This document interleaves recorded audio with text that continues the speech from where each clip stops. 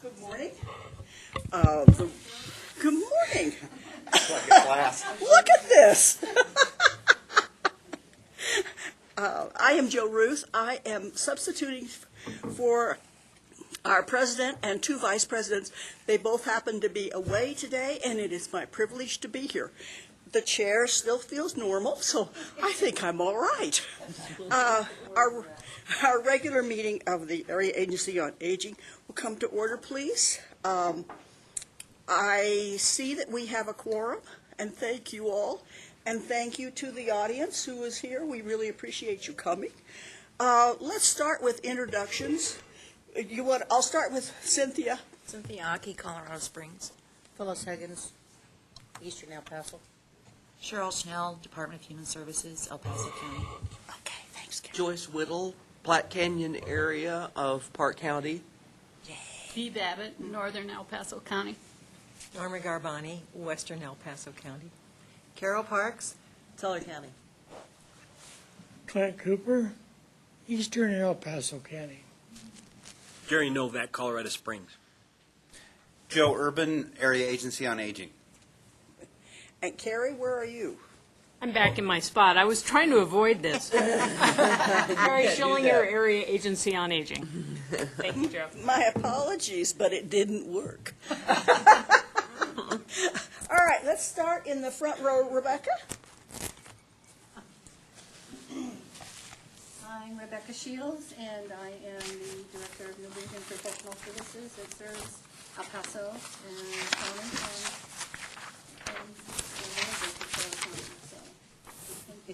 All right, and she's one of our presenters today. Yes.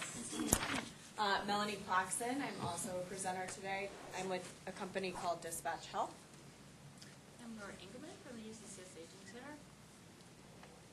And I'm Tracy with COA, Consortium for Older Adult Wellness. Pleasure to be here.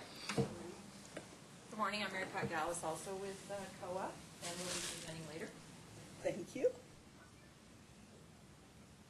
Hello, I am Linda Masker, and I'm here representing Rebecca Shields and New Vision Professionals. Good morning, thank you. Better half. Michelle Baca, Senior Mobile Dental, I'm presenting. Ralph Powder, Teller Senior Coalition. Lisa Aldridge, PPACG.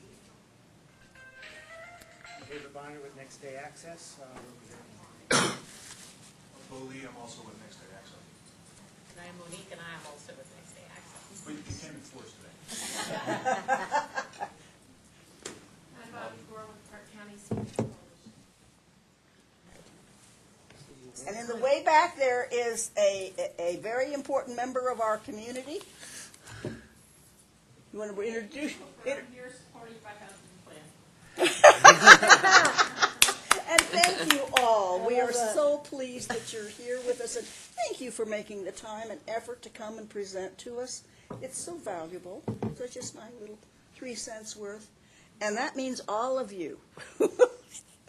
Barb Cottle, recently semi-retired and fashionably late. So Barb, I apologize. it's so nice to see you. Under our consent items, we have the agenda and minutes. Have you had an opportunity to look at the agenda? Are there any additions that you'd like to make or changes to the agenda? All right, seeing none. And the minutes, have you read the minutes? And are there any additions or comments on the minutes? Thank you, Carrie. These are very direct and informative minutes, and it really does help as we review our activities, not only from last month, but as we go back. So thank you. Thank you, Joe. We have public comments that are not on the agenda. Yes, Barb. I am very pleased, although I am retired from the Alzheimer's Association Parker is going to be stepping into the regional director position. So we are very, very excited about that. Fantastic. That will bring a wealth of knowledge and connections and all of those kinds of, yes, and energy. Yes, that's wonderful. Thank you for sharing that with us. We have a special presentation from Dispatch Health. Melanie Plaskett. Hi. Melanie, thank you so much for coming. Thank you. I move that we approve the minutes. Oh, point of there we go. order. Thank you, Cynthia. Cynthia, what would we do without that? I mean, we'd have missed the whole thing. You would have been caught. And we rightfully were. I'll second it. All right. All in favor? Aye. Me too. Okay, all right. All right, good morning.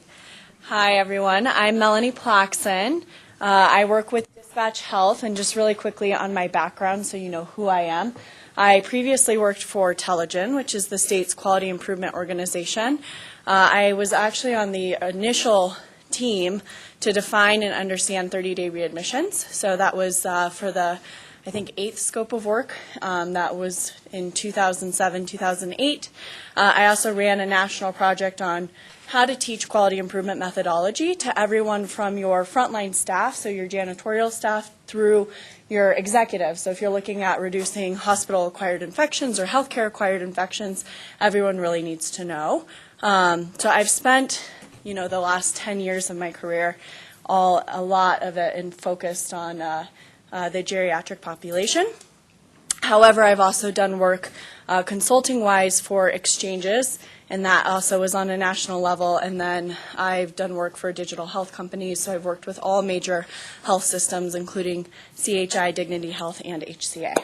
So that is who I am. I've been with Dispatch Health since 2015, and I'll go through, if I can figure out how to get these slides to progress. Go right. Right arrow. Well, but it's a PowerPoint. I'm not It sure it works is. that way. We operate on Macs, so I have to PDF everything. So when we look at Dispatch Health, we started to look at the evolution of the ER.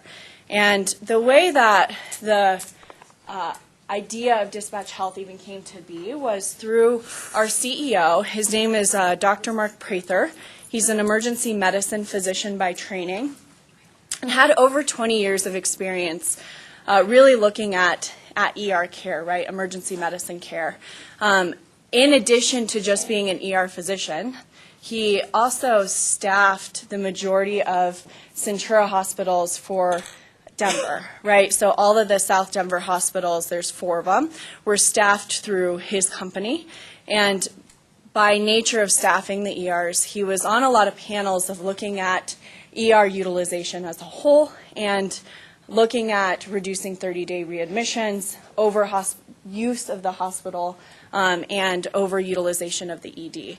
So understanding that the emergency room really ultimately becomes the gateway to the hospital, right, in a lot of these readmissions, he started to look at data to understand if there was a better way to deliver care outside of the walls of the hospital. So at a high level, some of the information that we were looking at is, we'll go to percent of non-urgent ER visits. It's at 40%, right? That's a lot. Non-urgent ER visits. If you look at, there's an additional 20% that we would say that are urgent but maybe not emergent. So there's a better way for them to be cared for outside of the walls of the hospital. Of course, there's not a lot of primary care physicians that are available. So with fewer PCPs, that's also why there's a high utilization of the ER. And then what I think is actually really interesting on that is potentially avoidable senior living admissions cost more than $4 billion annually. So looking at this data and the 4 reasons why people are utilizing the ER, and really this, I think you all know this, but they were either directed there by their physician, they couldn't get in to see their physician, they didn't know where else to go, or it was after hours, right? So what we did is we wanted to see how much of the hospital or the ER we could actually pack up and take directly to someone. The concept is great, but actual application it's an entirely different story, right? So in order to run our proof of concept, we needed a patient population that we were testing this on, and the patient population had to have an acute scenario occurring. So South Metro Fire Rescue at the same time was looking at how to reduce unnecessary 911 calls. And if you're not familiar with the Denver area, they're in the southern part of Denver, so Parker, Littleton, that's their catchment area. What they allowed us to do was embed ourselves into their 911 system, where if I call 911, and this happens today, right, you are being assessed based on national protocols as to your level of acuity. So those low acuity patients, which are your alpha bravos, we would dispatch out alongside an ambulance and allow the individual in the home really the opportunity to say, please transport, or I feel comfortable being cared for in the comfort of my home. We were able to see 96% of the cases that we dispatched out on, and that tells you a lot about the 911 system, I think, generally as well. For those, that was about 400 patients, just to give you an idea. And the outcomes that we were looking at were quality of care. So we had no adverse events. We also were looking at bounce back rate to the hospital. And the reason that was important to us is, again, looking nationally, about 20 to 25% of folks who go into the emergency room are likely to come back within 30 days for a same or related symptom. So it tells you that within the ER setting that maybe there's something being missed. It's either the time spent with the patient, is it enough, or that follow-up communication back to their medical team outside of the walls of the hospital is not occurring. We had less than 5% bounce back rate to the ER through this proof of concept. And then a big one was cost savings. So we had close to $1 million in cost savings for these 400 individuals. And the way that's equated is looking at the state average. So looking at Civic, all-payer claims database, it's about $2,200 to go to the emergency room. In the state of Colorado, if you're taking transport, honestly, it can be anywhere from $800 to $1,500, depending on what EMS group is transporting you. We used a flat $1,000 just because of our partnership with South Metro. Dispatch Health's cost is $150 to $300 on average, so that gives you an idea. And the way that cost is configured is if you look at your explanation of benefits after going to an emergency room, you'll see your provider fee, and it's usually between $150 to $300. That's where we sit. We don't provide transportation, and we can take the overhead of the hospital out of the equation, right? So that's how we're able to contain our cost. Now, were these all adults, I'm assuming? For the 911 visits? Yes, yep. And I'll talk about our entire patient population, but yes, for the most part, I'll tell you the conditions we were treating out of our proof of concept were actually, the acuity level was lower than what we see today as well. So we weren't seeing as acute patients. And the reason I tell you about the proof of concept is because these 18 months was really critical to our success and to where we're at today. So this really painted a story as to how impactful we could be outside of the emergency room. And what we did with this data is we went to two entities, the first being payers. So without payer contracts secured, we become concierge-based medicine, and there's a lot of those models popping up, but you're not accessible to the general population, and we wanted to be something that was accessible. So we do accept all major health insurance, and I'll go through that in a little more detail. The other group we went to was investors, right? So we did raise capital based on this, on the data, with the goal of putting private vehicles on the road so that we could intercept before someone ever calls 911 or shows up at the hospital. So here's what it looks like today. Dispatch Health, if you hear our CEO speak, he often says that we're the Switzerland of healthcare, right? So we work with everyone. We really work as an in-between of your hospital and then your medical team that's at home, right? So we really see ourselves as an adjunct or an extension of services that are already occurring. From the hospital piece, it's really, how can we effectively communicate to folks when they're being discharged out of the hospital and they might be at risk for either being a readmit or coming back to the ER? Is there a way that we can integrate, work with case management, and make sure that they're well prepared before going home?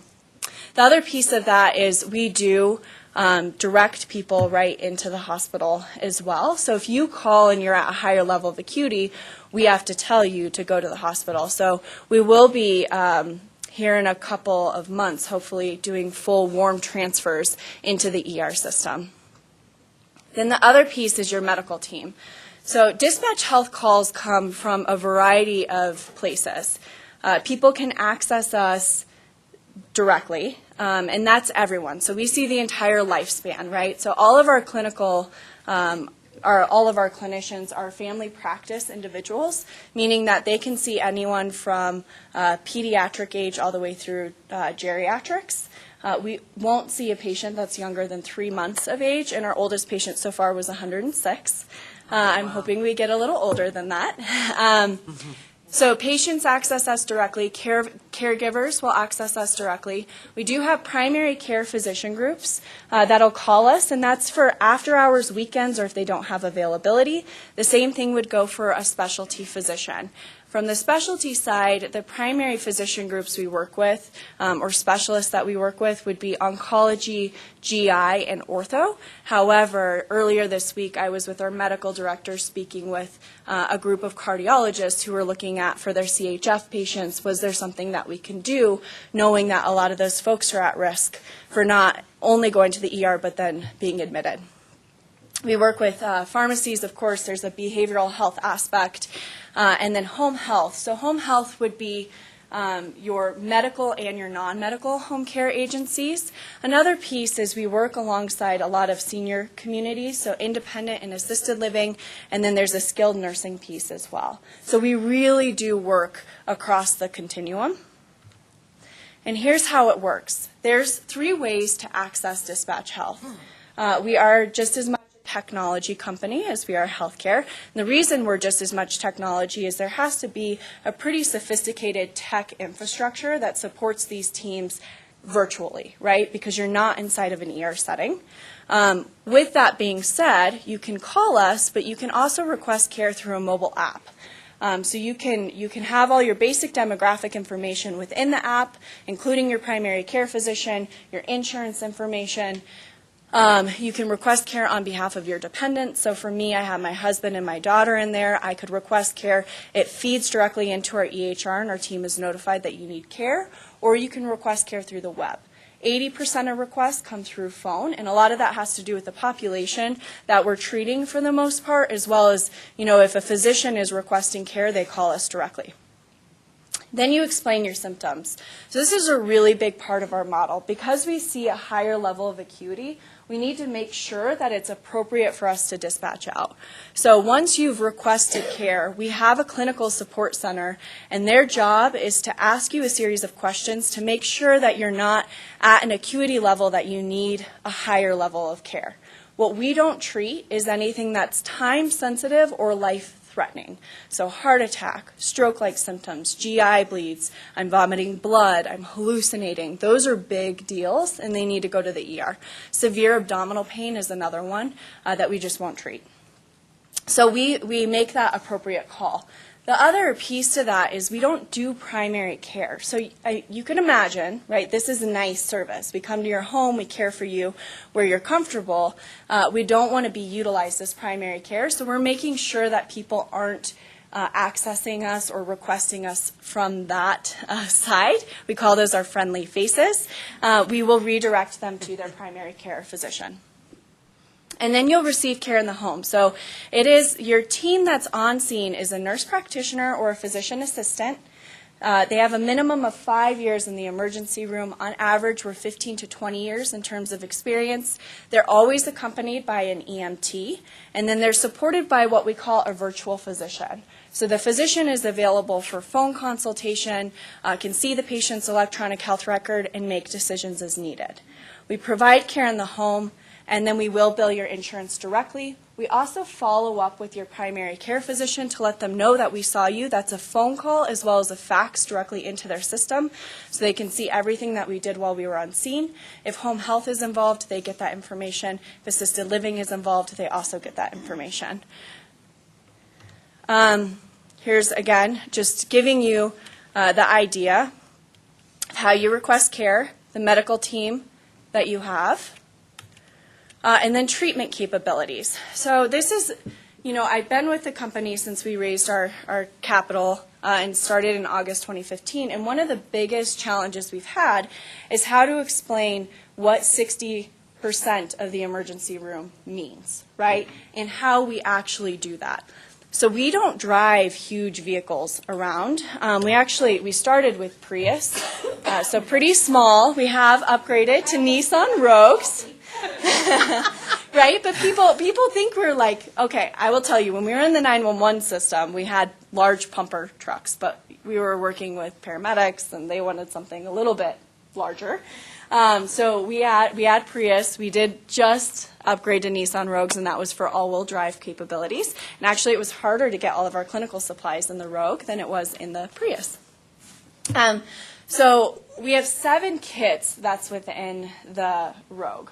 I'll start and just kind of go through some of the capabilities to give you an idea. So we have a CLIA-certified lab, meaning that while we're on scene, we actually have the ability to run a Chem 8, and we get results within 3 minutes. For individuals who don't know what a Chem 8 is, at a high level, we can check your kidney function, potassium, blood levels, and electrolytes, so on and so forth, right? So it's just a decent statement as to what's going on with you. We can also do lactate and INR. We have rapid infectious disease testing. Those results come back within 10 minutes. So I mentioned technology, right? So technology is the reason why we can do this stuff. So flu, mono, strep, RSV, we're checking for those regularly.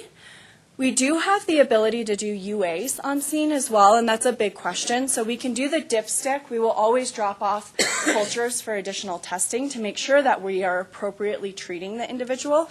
But that dipstick is critical for folks who may be having a severe UTI. It can be pretty bad. We have a small pharmacy, so we do have a medication formulary that we carry with us. That's both oral and IV meds. The only exception to that piece is we don't carry narcotics. So that honestly has to do with safety for our team. Again, when we were in the 911 system, we had additional safety measures in place, so we were able to carry narcotics. We no longer do. What we will do is we provide first dose on scene, and then we usually prescribe for anything additional. At a high level, what we use most frequently would be antibiotics, steroids, Toradol, anti-nausea medication, so on and so forth. We have IV fluids. To give you an idea of the complexity, if somebody has a G-tube and they're in a skilled nursing facility, it gets clogged or it pops out, we can actually replace it or place it back in and then order the ultrasound to make sure that it's placed appropriately and functioning well. We have a ortho kit, so we do have the ability to treat minor bone breaks and fractures. Minor is the big one there. So we see a lot of wrists and ankles. We splint on scene. We have a partnership with Pacific Mobile and Shriver, so depending on whose availability, we will order the mobile imaging. Once we get the results, we will adjust the care plan. So if we need to get somebody coordinated with an orthopedic physician, we have the ability to do so. We have a wound kit, so we can do everything from treat rashes to drain abscesses to sew staple glue. Right, so we see a lot of folks with skin tears or lacerations, and we have the ability to treat on scene. We did see a 4-year-old on Tuesday who split her chin open. So, we were able, and it was late at night, so we were able to do sutures in her home rather than her parents taking her into, urgent care was closed, so she would have had to go to an emergency room. We have a GIGU kit, and that honestly is one of the biggest ones that we do. So from the GU side, we have We have Coude and Foley catheters, so we see a lot of folks with urinary retention, older gentlemen. We do have Coude catheters as well, so if we need to straight cath an individual to get a urine sample, we can do that. Yesterday we had a call actually in Colorado Springs because someone needed their catheter replaced, and the team was having a really hard time doing so, so we went out and were able to treat that individual without having to send them out. That's what we do at a really high level in terms of capabilities. Of course, there's a lot of gray zone, right? So we've seen everything from someone who sprayed themselves in the face with bear mace. I don't know how you do that, but we were able to treat them. We see a lot of injuries in the garden in the summer, but for the most part, honestly, it's those falls with an associated injury, UTIs, GI-related stuff that's going on, upper respiratory infections, and I'm sure you can imagine flu is always a big one in the winter months. You don't have any kind of X-ray? So we work with a company called Pacific Mobile that does mobile imaging. So that's if someone's homebound. If somebody has the ability to get outside of the home, we work with Health Images, and we'll send them for freestanding imaging. The nice thing about Health Images is they're a freestanding imaging center, so we can do CTs. So our capabilities are greater. Mm-hmm. To give you an idea of the mobile app experience, I just wanted to show this piece so you can see what it looks like. Again, it geolocates you, type in your symptoms, goes to our provider team, and you see the team that's showing up at your doorstep. And then from the technology standpoint, so this is how our team is able to really, again, operate pretty effectively. So today, I could pull this up and we could see all the patients that are in queue, those that we've accepted, those that we are treating, and the team that's assigned to that, to those individuals. It also has our estimated time of arrival. So to give you an idea, wait time on average is 1 to 2 hours. That's where we sit. That's kind of our sweet spot, if you will. So these are individuals, again, who will go to the ER and sit there likely for 4 hours plus. We sit in the 1 to 2 hours. Of course, it's based on time of day and location of vehicle, but we've stayed there. In Colorado Springs to start, we've been up and operating since May 1, which has been great. We had 6 patients on Wednesday. But that wait time is going to be a lot less until we really get a patient population down here that we're seeing pretty regularly. The estimated time of arrival is dictated by this piece. So at any point in time, I have the ability to pull up a map and see where all of our vehicles are located, the team that's on scene, what they're treating, and we have projections for what that treatment takes, right, in terms of time. On average, honestly, our team is on scene with a patient 45 minutes to an hour, so they are spending a long time with our patients. So anyways, it gives you an idea, right? So we have geolocators, so we know if the vehicles are stopping for lunch, or we know if they're treating patients, right? We can see everything that they're doing, which is a little creepy, but it also is what really helps us work effectively. And then a big part of what we do is data. So I pulled these numbers yesterday, and this was just specific to provider groups that had requested care, senior living, so independent assisted living, and then I pulled skilled nursing. This is January 2016 through May 2017. We're looking at $4.9 million in cost savings just for that patient population. And again, we do see a lot of kiddos. We see a lot of folks that are younger as well, or adults. Number of requests, that's actually number of care visits that were completed. So you can see the way that they're requesting care. We do see 99% of phone calls for our senior population. Again, for any providers that are calling, they call us directly so that we can talk to them. Our bounce back rate is at 9%. We have been under 10%. The way that we're able to pull that data, so you're aware, is through COREO, so the Health Information Exchange. We are looking at it.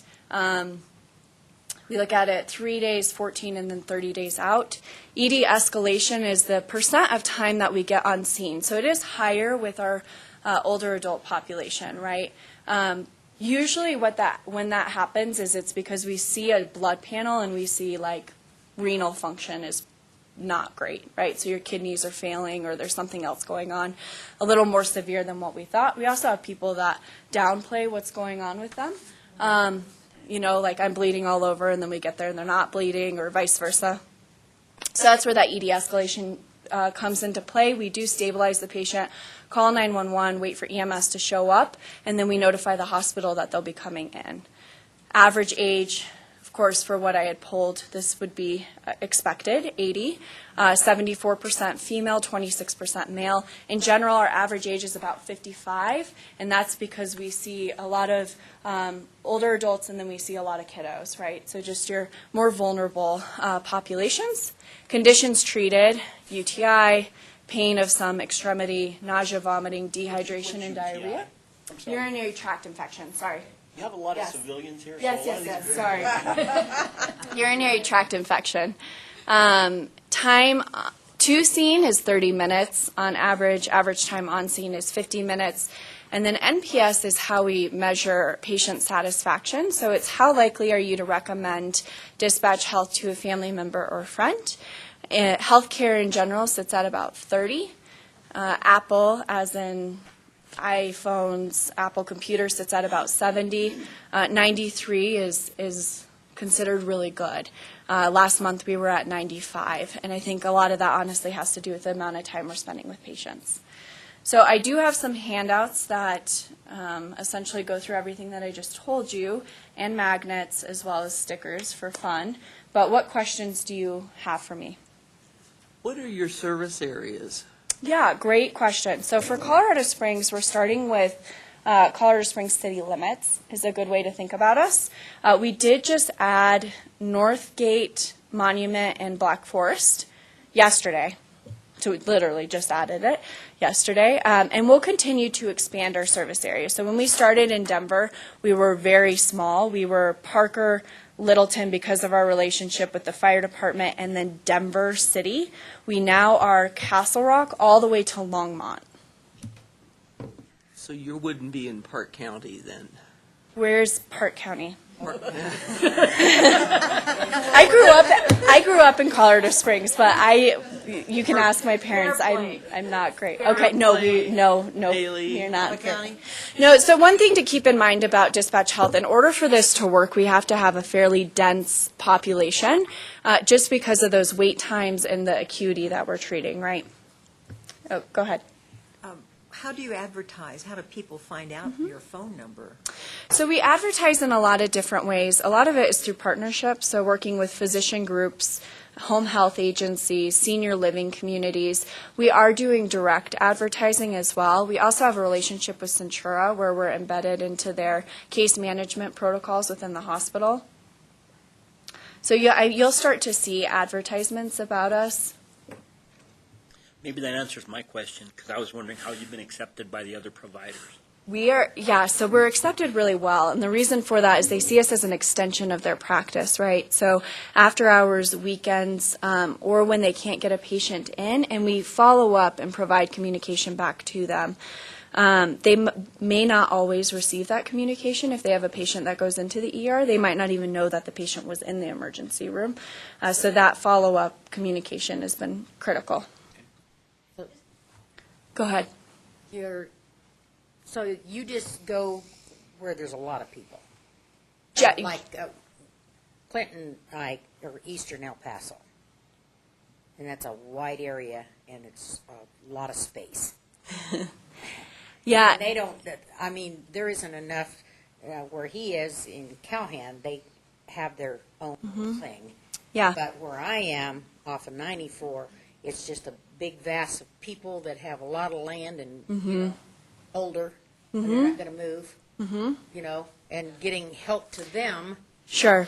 They have to depend on the fire department. Yep. At this point, we're primarily in a fairly densely populated area, and again, that has to do with our wait times and a lot of those other factors, because we're seeing if you're bleeding. For example, if you have a skin tear or a nasty laceration, we don't want you to wait for any longer than that 1 to 2 hour wait time, right? And the further out we get, the more challenging it is getting back. However, we are looking at potentially adding telemedicine capabilities into our system that will give an extension to folks who are living in a more rural area. I was just going to comment, something I really like about this is for people with dementia Mhm. home who are mid to late stage, Mhm. UTIs, things like that, that the less they have to be bounced around, Yes. it might just reduce confusion and agitation, behavioral issues. Sure. Yeah. Besides the wear and tear, and maybe in some cases even some psychotropics.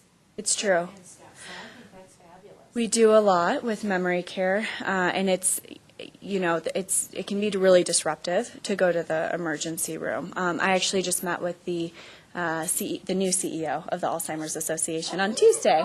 Yeah, so we do a lot of work with dementia care for that reason, and there's a lot of work that we're doing with caregivers as well.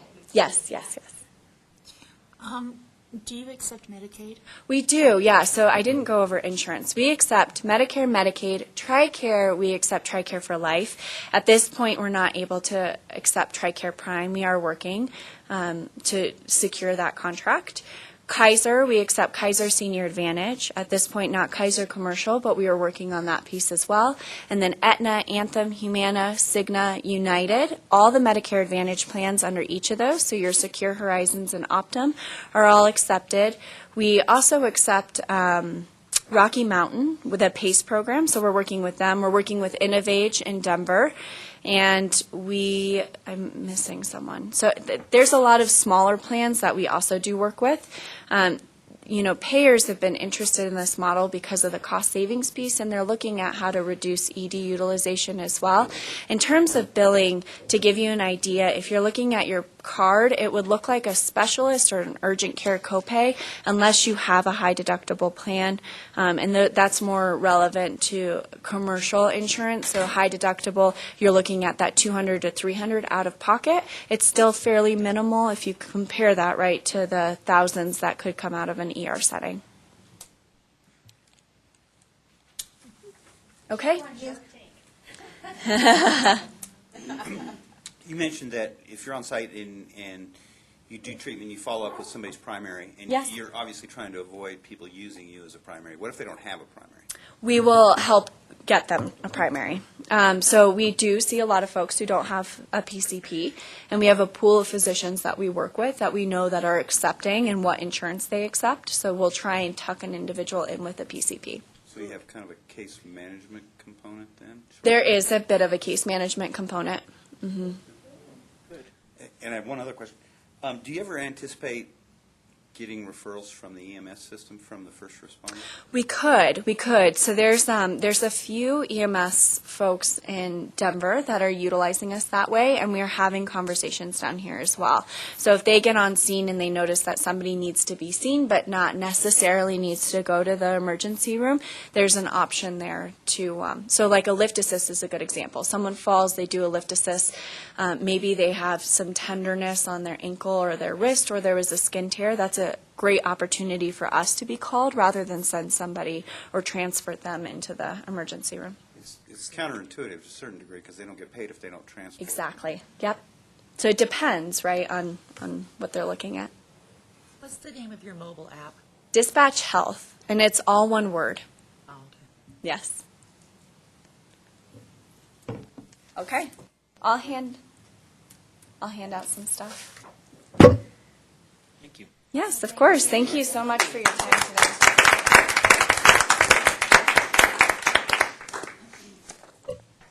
We appreciate this information. It's really, it has been a gap in our care providers. Yeah, gaps. Yeah. That's we talk a lot about just gaps in care in general, and that's what we're trying to fill is that. It's that huge, void. and this is an excellent position. Thank you. Yes. I do have one comment. Yes. When you make presentations, it would really be beneficial if you made your words larger on the screen, because I can't read them. Yes, I can. Small print. I can do that. Thank you. Just little ones. Okay. Thank you. Thank God I got it. Get up. Our next item on our agenda is an action item. Our TRS has been working very hard. Do you want one? And we have a funding allocation recommendation coming to us today. Cheryl, would you, as chairperson, would you please present this? And I know that Joe will chime in. Well, actually, I'm going to let Joe kind of start. Oh, Joe, then Cheryl's going to chime in. I actually asked Cheryl for the opportunity to preface this, so to frame it, for lack of a better term. It's been an interesting year. That's a bit of an understatement. We just to start from the top, as most of you know, a good portion of our funding comes from the federal level, roughly 45% from the federal level, 55% from the state level. And all of it funnels through the State Unit on Aging. They've been a little busy in D.C. this year and apparently haven't gotten around to the federal funding allocation. So one of our biggest challenges is we won't even know what our federal money is, what half our budget is, probably until September, possibly October, they said. So that's caused us to work in a little bit different framework than what we would normally do. In a standard year, we would get what's called an option letter from the state. It would say you have this much federal funds, you have this much state funds, and they'll be available to you on July 1. What we're going to be doing this year is we've gotten the numbers regarding the state funding, but we have not got the numbers regarding the federal funding, so we will actually operate in two half budgets rather than one whole budget, for lack of a better term. Generally speaking, we don't like to use the word creative and accounting in the same sentence. But our folks upstairs, Casey, has done a marvelous job of figuring out how we can take programs like, the best example is probably a congregate meal program, which is a huge chunk of the budget, is funded traditionally 100% through federal funds. And she's found a way to basically supplement that with state funds for that first 2 to 3 months and get us through until we can do those federal funds. The money ends up going to the right places. It's just a lot more work for the accountants because they have to shuffle that all back on the other end to make it even. And it's legal, so. It's all legal, yes. Our current budget that Cheryl's going to present is based on the actual state numbers and then an estimate of, basically we predicted a flat federal budget. So we predicted that we wouldn't lose money, but we predicted that we wouldn't gain money.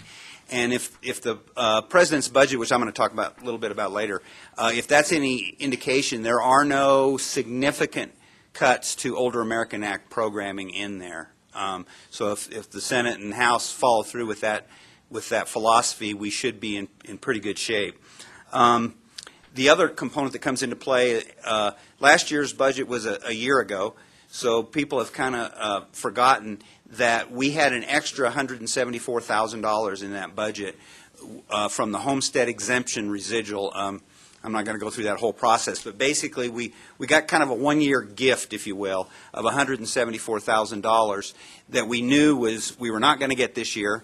I think we told everybody we were not going to get it this year. It was expressed by the legislature that it had to be spent on services, so we couldn't go out and buy a bunch of equipment. So consequently, that service level rose a little bit last year, and unfortunately, we've got to bring it back down to what its more standard level is. And then the one other variable that came in there is the state held back $41,000 of our money, $500,000 statewide, to use as a match for HCPF, Healthcare Policy and Financing, to look at the work, to kind of reimburse us for the work that we do in the Medicaid sector. I don't know if everybody realizes we do a pretty significant number of Medicaid applications here, and that work is unreimbursed to us formerly, and the state finally said, you know, why are we doing HCPF's work through the State Unit on Aging? And they said, well, you're right. Let's see if we can get you some reimbursement for that. So they have to match it 50%. So basically they held that back. So long story short, we're about $220,000 short of what we were last year, roughly, $215,000. And with that lovely, encouraging preface, I'll turn it over to Cheryl. Having now teed Wow. Thank you. Thanks, Joe. Thank you. So first off, I just want to say thank you to the TRS subcommittee for, working on this process. It was certainly a learning experience for all of us and very interesting at times. but we got through it, and I also wanted to say thanks to the staff for their help and support. But like Joe said, basically, what we were facing was that certainly providers, a lot of them asked for increases this year because as capacity increases, certainly people's requests increase. However, the reduction in funding that we're working with is a little over 8% across the board. And so that means that we had to look at the requests and make some determinations of how we were going to fund as equitably as possible, but taking into account the reduction in funds. And Joe then mentioned, some of the creativity that was used a little bit as well. And I might add one note of clarification. When Cheryl refers to the 8%, that's the state money, which is all we have to work with right now. Yep. So on the front end, it's 8%. When we get the federal money, it'll balance out more like 4.5, 5-ish, something like that. But initially, that's what we're looking at. And so the group came up with a recommendation, and Joe, everybody has this, or? Yes, it's in their packet. Yeah. It might In be their packet. microscopic. It's very We microscopic. can pull it up on the screen if the group would like. And so this is the group's recommendation, and you'll see what our starting balance was and how much we had to spend, and we budgeted for every penny of that. So we have done that. What you'll see, and I think we're pretty proud of this, is if you look, we tried our best not to make sure that people didn't have a significant loss, each agency. And so, Joe, I don't know if you usually go through each one of these. Unless people have questions. So if you guys want to take a look at this, you'll see that we were able to, despite the reduction in the amount that we were working with, do fairly well in terms of what we were able to award. And I might add one other component that really complicates the process with, particularly with federal funding, is that many of these funds are what I call siloed. They can only be spent in certain areas, and so if you have too much in one area and you want to move it to another, in some cases you may be able to do that. In many cases you cannot do that. Those funds can only be spent in that specific area, and that makes it a lot more challenging as far as the big puzzle. I have a question about that last column. I don't understand it. Gain/loss by agency? I can explain that. Comparing what to what? That is over last year, and it should say that in there, basically. That's gain-loss versus the 16-17 allocation, and that's not necessarily a gain-loss over their actual dollar amount. It's gain-loss over what their basis would have been without the homestead funds. Okay, so there's not another column that will reconcile to, because I can't see that. No, there's hidden columns in there Okay. that figure the percentage, right? So we looked at what people were allocated last year minus the homestead exemption. Exactly. And the additional 40K, we had to put that additional 40,000 that the state held back as well. Joe, we have a question. Dave's coming up to the microphone so it can be recorded. I'm being recorded? I'm David with Next Day Access. We are your local chore work provider. And I did look at the allocation, and thank you for reallocating us for next year. The problem we had, and I was going to talk about it during my presentation, but this seems to be the forum for this. Chore work previously didn't exist for several years through AAA PPACG. So we had a long road to hoe to get this moving again. And now it's moving again with locomotive speed, I would have to say. So we started off very, very slowly. And what we have used so far this year is mostly in the past 5 months. So it took us July, August, September, October to get the program moving, to figure out how to do billing. And most of the monies that we have expended have been since December. So we seem to be tracking between $3,000 and $5,000 a month.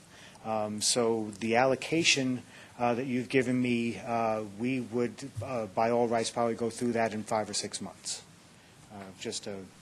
And I understand I didn't know the full intricacies of your funding issues, but we're really getting rolling, we're really getting moving. The community knows about us now. So I do think that the funding you've allocated to us will be expended very quickly. I would want to add, one of the requests of the TRS and one of the processes we undertook about a week and a half ago was to reconvene the TRS and do a little bit of work relative to how this process goes forward in the future. One of the things that didn't happen this year, if you look at that budget, is we didn't fund any new programs, that's not a good thing. From an innovation standpoint, from staying sharp, you'd want to do that. The dollars just, quite frankly, just weren't there. So the TRS got together. We looked at ways that we can give them information better, make their process a little bit easier, and we hand them a big wad of money and say, here, go give this to people. We can definitely define things better. They do get all the RFPs. They get a lot of information, and it's a little bit overwhelming. So we're going to look at how we can refine the process, how we can make sure that we do have some money set aside for new programming. But we know that we're probably not going to get huge increases. We'll be very happy to meet inflationary increases probably for the next few years. Okay. Thank you. Thank you.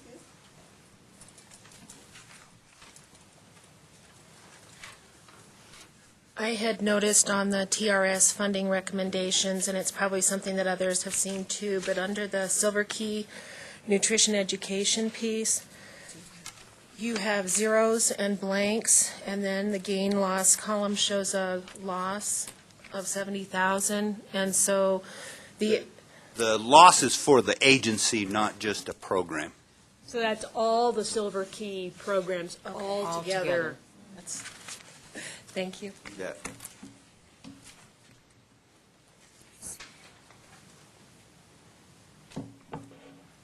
Do we have any additional questions or anything else that the group can try and answer for anybody? I'm glad to see the increase in the mobile dental.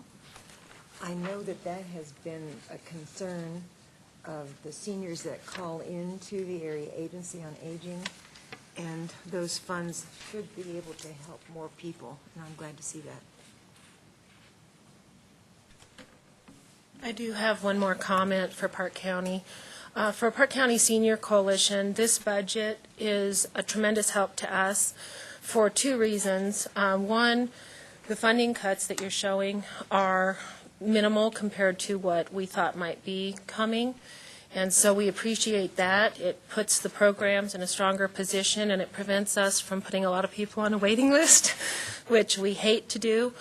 The other piece that I appreciate and helps all of the subcontractors to move forward with is that when you provide the financial information at this point, rather than having to postpone because you're waiting for additional information, it gives us a basis to know what we're working with, to go out and ask for the makeup funds from foundations or other organizations. And again, it prevents a lapse in service and makes sure that we don't have people sitting on a waiting list for 3 months while we're determining the budget. So thank you very much. And if I can just speak to our process, Joe alluded to it, that we ask the TRS members for feedback. It's something that we strive to do every single year, is learn from our mistakes. And this year we had, as Joe mentioned, we had the unknown factor that led not necessarily to more mistakes, but to confusion through our process. And so next year, one of the things we're going to implement from feedback this year is an orientation to the entire TRS process. And all RAC members and providers as well are invited to attend that orientation because it'll help you understand the siloed funds issue, the timeline issue. We always are backing our calendar out of the June 30th, end of the fiscal year deadline tied to when the PPACG board is going to meet, tied to when the RAC meeting before that is going to be held, tied to et cetera, et cetera. And we have sunshine laws to contend with, so everything has to be done with enough time for the public to be made aware. But when we have this orientation, it'll be a great opportunity for everybody to learn more about the process. And you're always welcome to attend the TRS meetings as they're held as well. So I just offer that now, and we'll make a lot of noise about it in the beginning of 2018 as well. I'd like to say real quickly too, Joe, I appreciate your brief explanation with some of the changes. That was very clear, and I'm not a big money person. That made it very, very clear. I appreciate that, and that's actually, I think Cheryl wants to say something else, but that's a perfect segue into what I was going to note. Unfortunately, we don't have 12 retired CPAs on this committee. Would be lovely, and actually wouldn't be all that lovely, because then all the social component would be lost.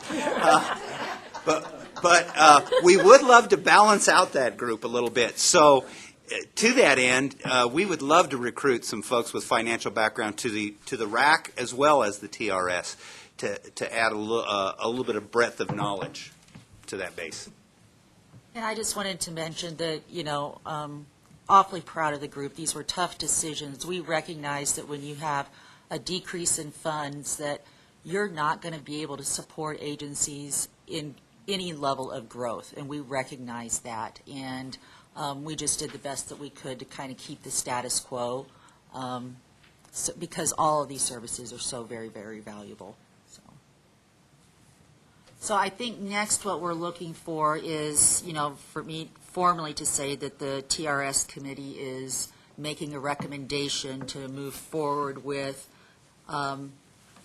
this document, recommendations for 2017-2018. So moved. It's been moved. It was. Second. Second. Actually, am I correct that because it comes from our subcommittee, there is not a second required, just as a... That's correct. That is correct? Okay, well, thank you very much. I just wanted to make sure I wasn't missing a beat here. Thank you for your motion that comes from the committee. We appreciate your efforts. All those in favor? Aye. All those opposed? It has passed unanimously. Thank you all for your effort. This has been a challenge both financially for our agency, but more than that for the community, that with a huge amount of uncertainty that is amongst us all the time now. To know how much we can offer, how much we can give, and with our desire to serve our aging population to the very highest degree is wonderful to have this kind of support, even though we can't do all of what we wanted to do. And we all feel badly about that. But that's the environment we live in, and let's hope for better things, okay, as we go forward. Lisa? Yes. This is just a little educational public service announcement, as it is. This is a recommendation that's going to go to the PPACG board. So this isn't the final step in the process of getting the allocations approved. So the PPACG board meeting is the second Wednesday at 9 o'clock in June. Carrie, you don't happen to know? Thank you, Joe. That's the 14th of June. That meeting is open to the public. So if you would like to attend that and see the final outcome, there's only been one instance in the 9 years that I've been here that a budget has been sent back to the RAC by the board, and even that was kind of unnecessary. But, so what I'm saying is... Huh? We don't want that to happen. No, we don't want that to happen, and we don't Just expect... saying. Based on historically, it's not likely to happen, but Right. you're At what welcome to come 9 to the o'clock. meeting. 9 o'clock. Thank you. Thank you, Lisa. All right, moving on our agenda, we have informational items.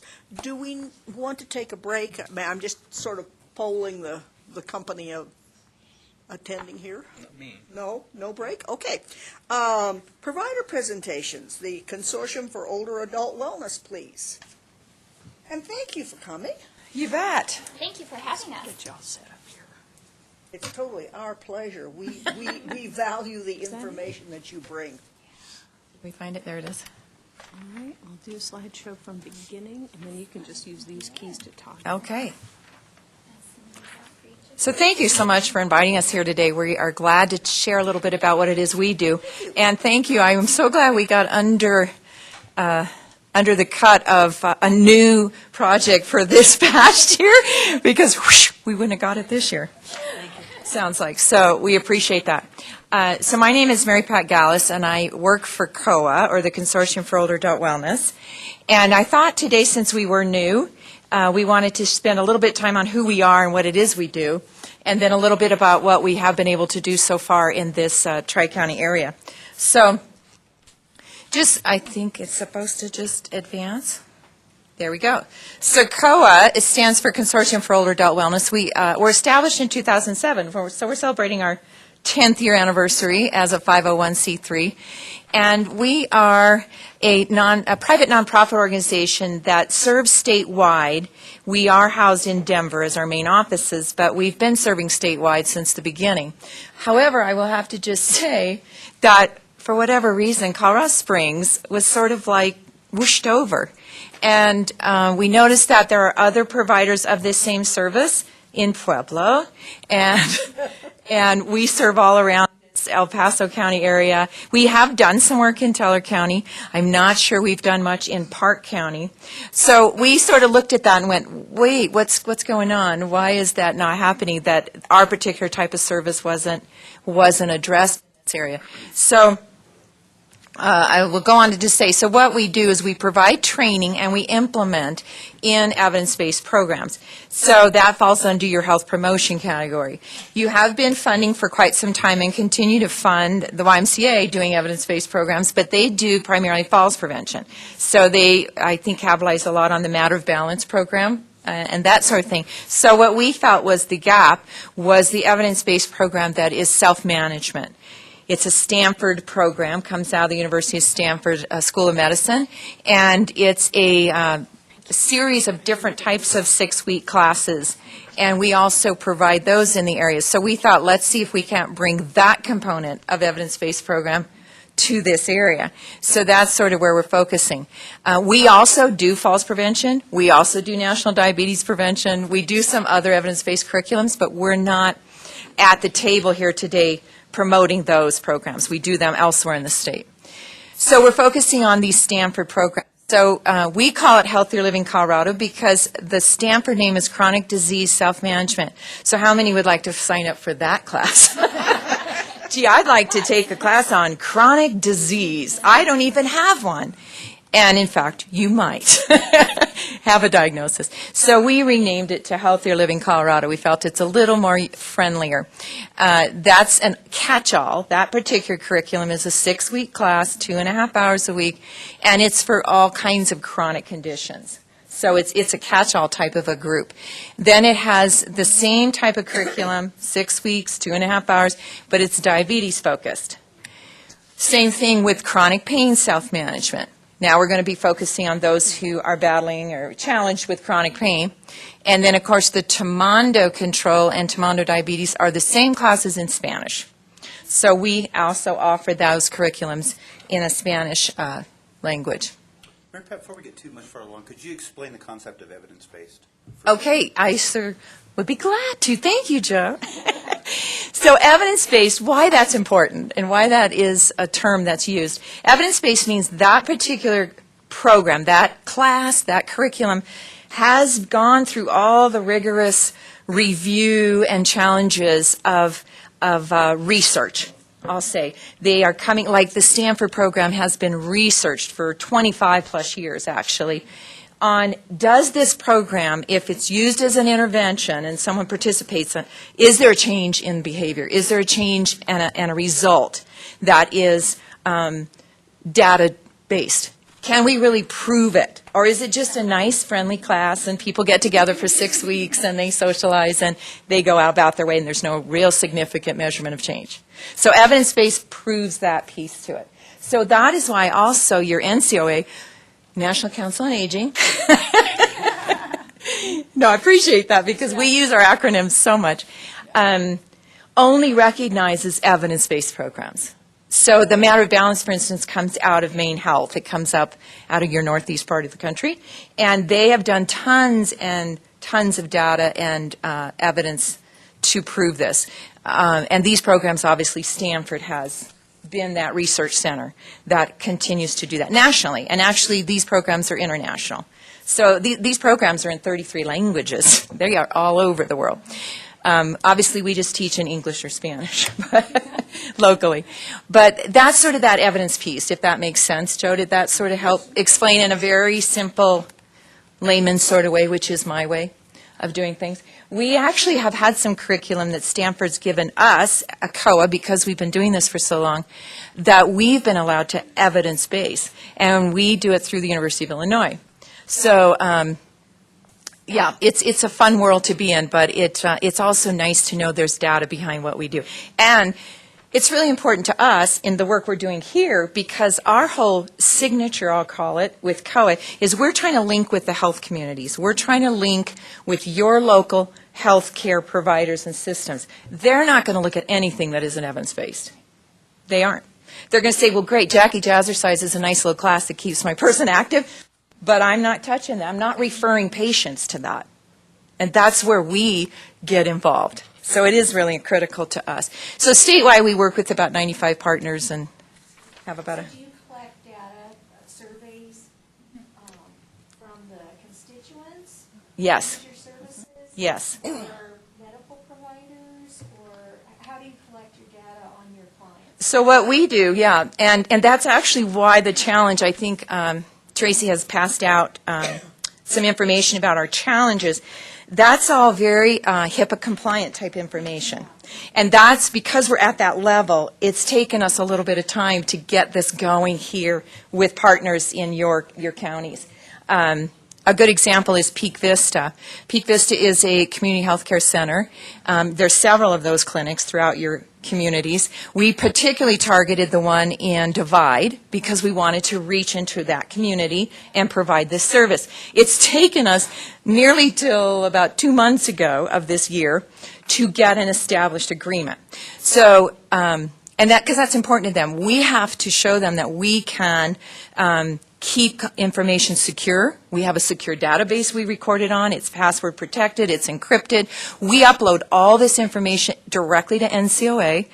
We were approved. Our database system was approved by NCOA to link directly with them. We upload directly. So, yeah, we've spent a lot of time on protecting our data, securing it, protecting the individuals who give us their information, as well as a sophisticated system that we use to upload it then to these other organizations. And long story short, yeah. So what happens was, I'm sorry. no, that's a great question because it's kind of the tentacles of what we do.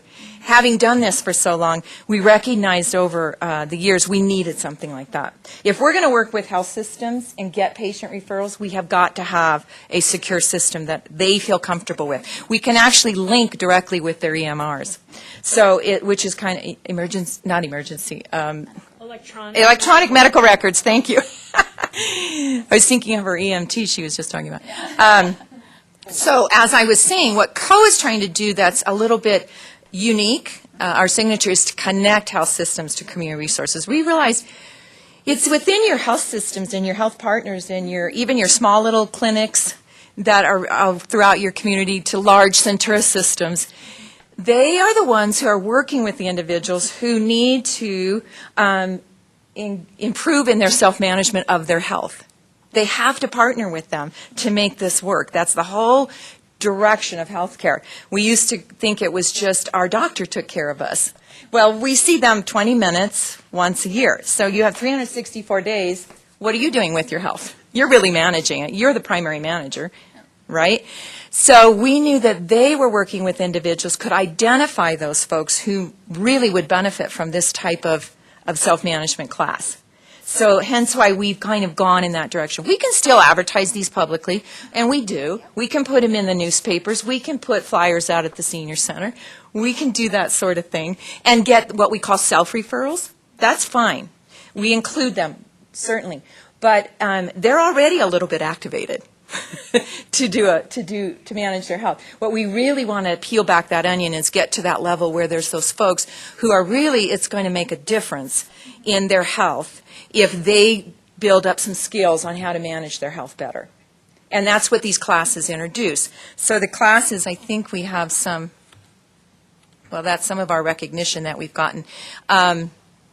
We have been recognized by NCOA nationally because of the type of work that we're doing, and we represent a national model. Our software in particular is now being promoted nationally. We are in about 9 other states.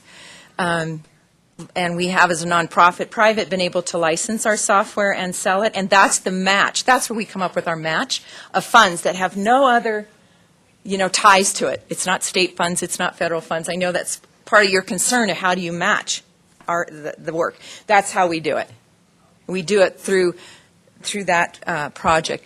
And then we've also spoken at many national conferences. I just got accepted to speak at the N4A conference, which is your baby, yeah, on a project we're working on in the Denver area, which is very exciting. It's through the Boulder AAA and COA and Boulder Community Health, which is a health system provider in Boulder County. And we've developed a really wonderful win-win-win sort of partnership. So we're going to share about that at the conference coming up in Savannah. So I wanted to mention it. Here are some of the regions that we are working with currently at different levels of partnership, including yours.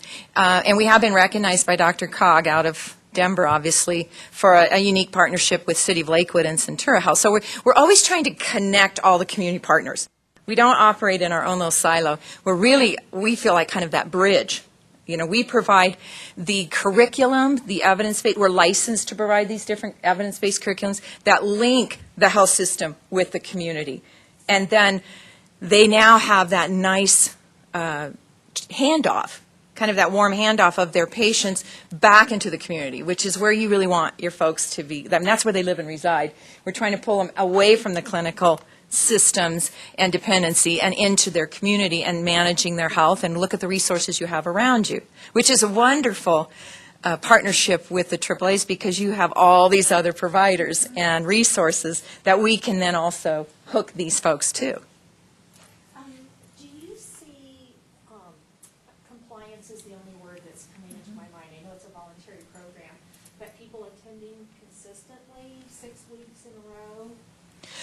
Or do you see 3 weeks? Yeah, what's the, okay. Do people attend all 6 weeks? And just quickly, do you see a difference between rural attendance and citywide? Like the folks in the city attend all 6 and the rural folks attend 4 or something? Yeah, that's interesting. No, and we do track the attendance. The standard that Stanford gives you is that a completer, if you really recognize them as completing enough sessions to make a change in their health care, their management of their health, it's 4 out of the 6. So that's sort of the target.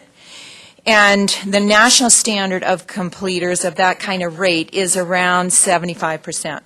So it's not that we expect everyone to attend all 6 sessions. Correct. And that's exactly right. I'm teaching currently right now at Tuesday. I taught here at Agewell, one of the partners we have here in Colorado Springs, and it's a chronic pain class. That's a tough class to get people to attend for 6 weeks because they're managing chronic pain, and their days are up and down. So you're right. Sometimes the actual conditions step into the way. I will say, based on our data here in Colorado, is our rural areas actually have better attendance. I think there's like a social hook. Yeah, that community engagement. Yeah. So Yes. they're all, we're doing these classes in a lot of small little towns, and it becomes like a support group, a social group, a network that provides them a support. And then what we like to see is that group self-manages themselves into what happens after these 6 weeks. How do we continue this? And that's part of the conversation we have with them, is how would you do that? Because again, all we're doing is trying to empower them to manage that themselves. So do they develop a walking group? Do they meet, once a week at the park? And those kinds of things. And those kinds of things actually do happen. I've seen lots and lots of partnerships and relationships develop from that. So their attendance is probably closer to around 80%. Yeah. Where our numbers go down in attendance is the younger, because we do serve all ages, 18 and older. So when you starting to talk to someone who's working full-time, has a family, but is in prediabetes, their attendance might be 3 or 4. Yeah. It's a lot to absorb, I know. So here in your region, these are some of the partners that we have reached out to and are networking with. So AgeWell obviously is at the top. We've done, we are in our second class with them. Chronic pain was big for their population. It is an older adult population, primarily 60 and older is who they serve here in the Colorado Springs area. And so they are currently in a study themselves about opioid use, which is huge on the right now in healthcare and the overabuse of it and so forth. So they really wanted to interject some management skills for their patients who are dealing with chronic pain. So they definitely wanted that curriculum, and that's what we're doing. And Peak Vista Community Healthcare, I mentioned them. We have had lots of conversation with them. They're enthusiastic. We ended up having to push back the start date of that class due to some challenges in the clinic understanding how to refer a patient and what that needs to look like. But they want to figure that out, and so we're looking at a summer class up there. Pretty excited about that. UCCS, we actually have now some leaders at the Lane Center. Someone mentioned the Lane Center who teach these classes. So we can continue to work with them a little bit more. Teller County Public Health has been doing some of these classes, but has lost the funding to do those classes. So they're certainly interested in partnering with us in any way they can. And they pretty much focus on the diabetes curriculum, I will mention, because of the high rate of diabetes in their patients and who they see, their clients.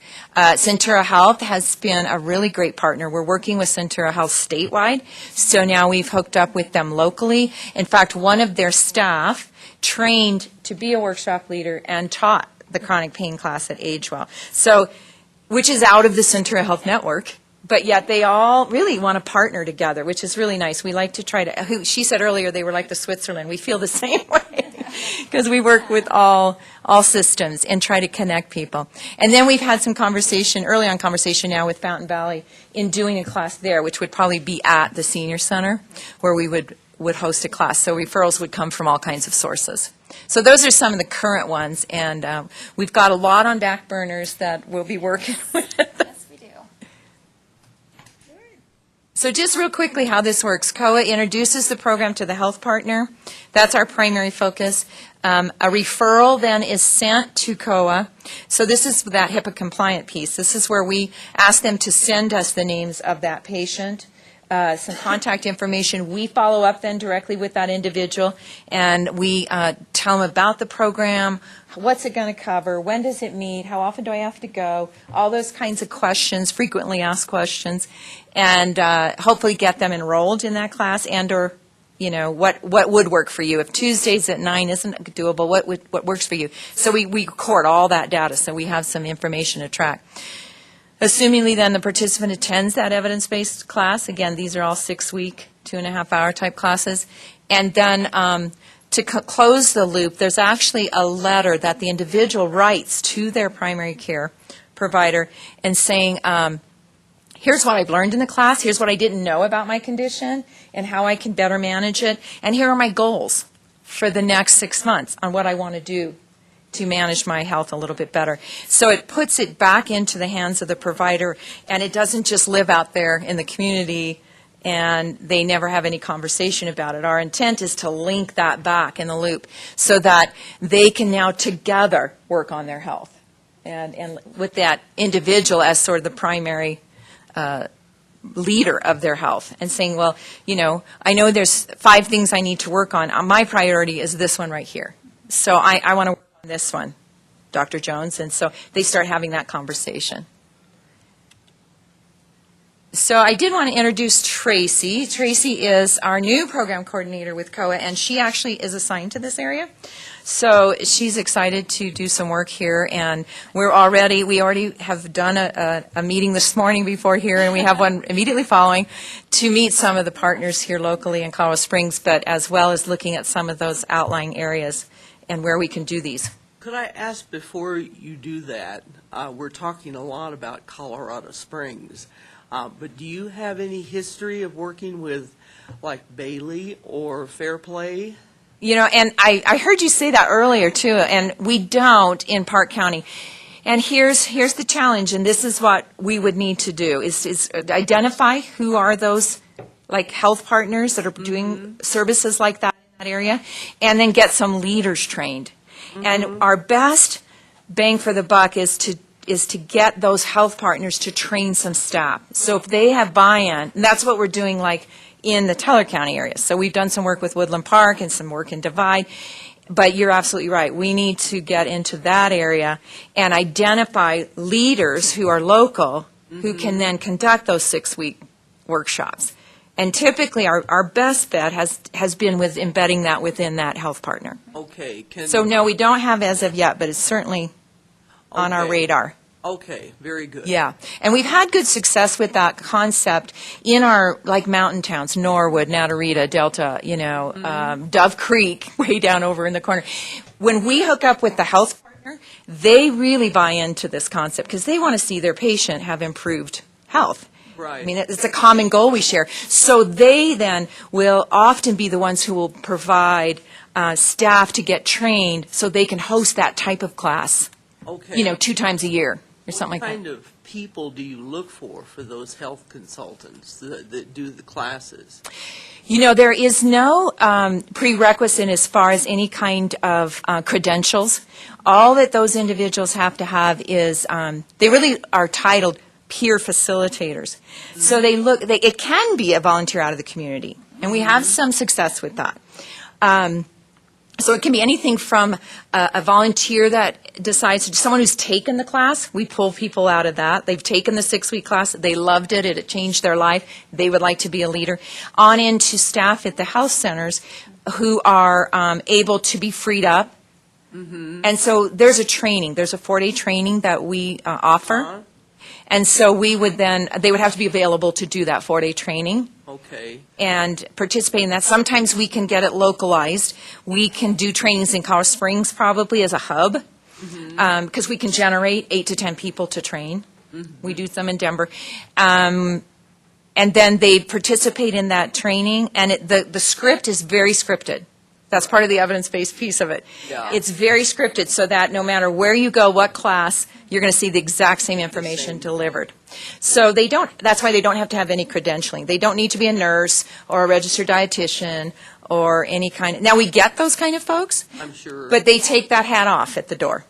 Well, could we talk about it afterwards? Sure. After the meeting? Yes, we would love to Okay. have some leads in All that right, area. Thank you. Absolutely. What is the size of the class, and do you have any way of a client making up a class? If they can't make that session, can they make up the class to finish up the 6 weeks? So the size of the class is typically around 10 to 12 people. So it's a pretty modest size group because you're doing a lot of sharing and building relationships with confidential information and so forth. So it stays about that size. That's what we feel has been our best size. The first age-well class was 13. The class I'm currently teaching, we are at around 8.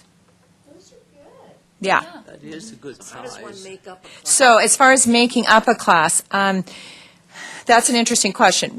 We don't necessarily have that opportunity. What we do in lieu of that, because we don't repeat that week of information, is that they meet outside of the class time with that leader to review some of that information. Is that counted as? If they do meet one-on-one, yes. Yes, and I've done several of those with folks who really want to know what we did week 4 because we covered medication management or we talked about getting a good night's sleep or an area they wanted to cover, because each week is probably introduces 4 to 6 different topics of managing your health. So, yeah, you do want to, some of them do want to make up. And they can sit in on another class later in that week. Right. And is it you have to be present physically, or do you have like a CD that people can participate in on their own? So the curriculum that we teach and that we're supporting here with your funding is in-person classes. There is an online version that Stanford offers and makes available. We're not including that in the funding that we're doing here, but it is an option that someone does. If they're isolated, can't get into a class. Right. So I can see the numbers of people, participation going up if you had different means of people, ways which they can participate instead of having to be present. Yeah, and I think that's all discussion that Stanford's looked at over the years, which is why online version was introduced about 2 years ago as another viable option. There's still, the data still says that in-person connection and support and sharing is still number one. Yeah, especially in the small communities, which I have the pleasure of serving. So glad to be here for you and just empower, because we all like a sense of belonging. And we all like to improve our health and have that knowledge and how-to so we can communicate with our provider and be able to stand strong. And I'd like to do this, and this is where I'm at. So all around, it's the cohesiveness as kind of a family when you're in a small community. I think there's that to be said. And the way this curriculum is designed, there's a lot of brainstorming. Every single week, we're doing quote-unquote brainstorming. The whole concept is that we're building in those individuals an empowerment. How to self-activate. You have answers. You've got the answers in the room. You are the experts in the room, not me as the facilitator. And what I'm trying to do is just pull that out of you. And so that's part of that in-person dynamics that begins to happen. And they also begin to realize that, wow, she says that one of the ways she does, techniques she uses to get a better night's sleep, I never thought of that one. And so now I'm getting information from the entire room of 12 people. It's not just us spewing out information. The primary goal of it is to empower each of the individuals. One of the most popular features of this curriculum is what we call an action plan, which means every week they actually write a 1-week goal for themselves. And it can be anything, on any topic that they choose. And so that really starts to build a lot of momentum, and they're excited when they come back together as a group to share the success they had with that goal and or the challenges they had with the goal, because problem solving is the second most important thing we teach, and that is, so what happened when you thought you were going to drink more water 3 times this week and it didn't happen? What were the problems you faced? What were some of the challenges? Hey, group, let's brainstorm with them. What might be other ways to get over that? So there's a real empowering as you are working in that group to make those kinds of things happen. Is oral health included in the conversations? Not, is oral health on the curriculum as an individual? No. The topics are all more generic in the sense that they don't cross any particular kind of health issue. It's like we don't talk about diagnoses and different challenges. We're going to talk about handling difficult emotions, depression, anxiety, fear, worry. We're going to talk about managing your medications. What does that look like? How's that working for you? We do talk about some eating. We do talk nutrition. We do talk about getting a good night's sleep. I think I mentioned positive thinking, mind over matter, distraction techniques. These are all things that you can use. So they're a little more like broader type topics. Activity, being active, getting physically active. These are all different topics that are discussed. How do you communicate with your doctor is a topic. How do you communicate with others? When you're not feeling good, are you turning into a cranky? Maybe role play. We do role playing. We make them, A lot of positive energy. So do you see, the topics are a little more generic and general for any kind of health condition. So oral health itself is not a, falls prevention does have a little piece in it, but not oral health, no. Not specifically. We are so happy to have you with this broad program. I know we have lots of questions. I know we have time. We just want you to know how much we appreciate this middle program that we really benefit from. It's our health. Right. It's my health, and I want to be in charge of it. And it's hard for the medical providers to let go of that authority. Excuse me, but that's the way it is. What did your doctor say?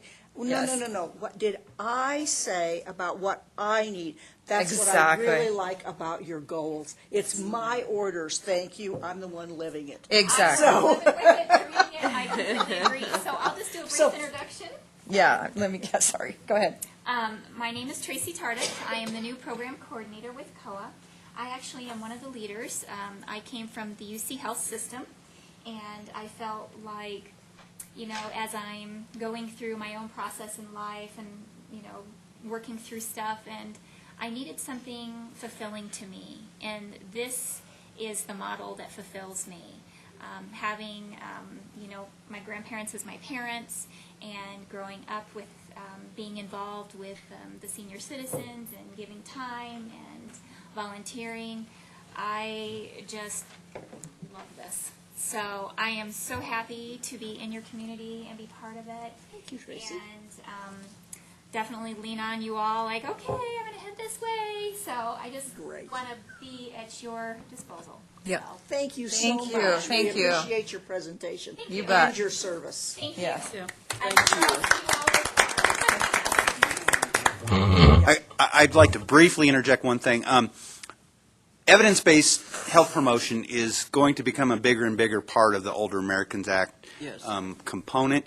There are places, particularly on the East Coast, where a good portion of the AAA funding comes from subcontracting those services to managed care. On the East Coast, a lot of the states have managed Medicaid. So Humana, or I can't even remember the big guys on the East Coast, but a lot of the larger insurance companies run those programs, and they subcontract those services out for health promotion because it keeps people healthy.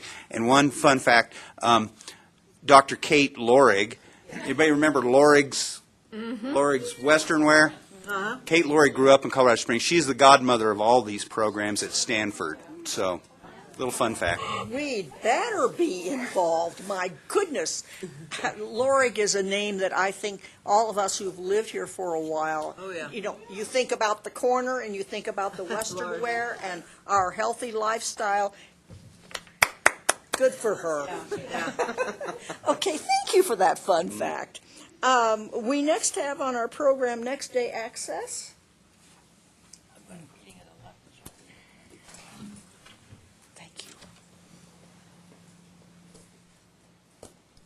Sorry to interrupt your banana.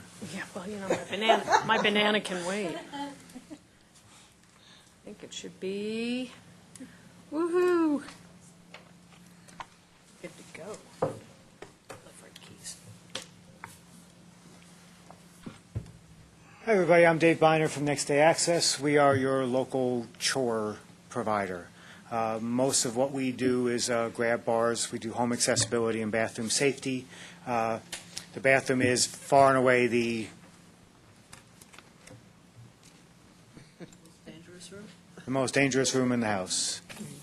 Use the left, right key on the keyboard to go the next slide.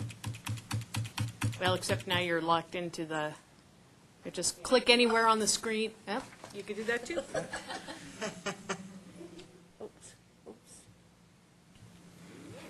Okay, there we go. We are a local accessibility provider. We provide equipment and install it. We really try to focus on getting people to be safer at home, stay in their homes longer. Just is a less of a burden to the entire system if they're at home as opposed to in a facility. And that's where they want to be. And that's where they want to be. A lot of what we do are modular aluminum wheelchair ramps, stair lift, porch lifts, portable ramps, patient lifts. We do, for this particular program, we do a lot of grab bars, and we do a lot of railings.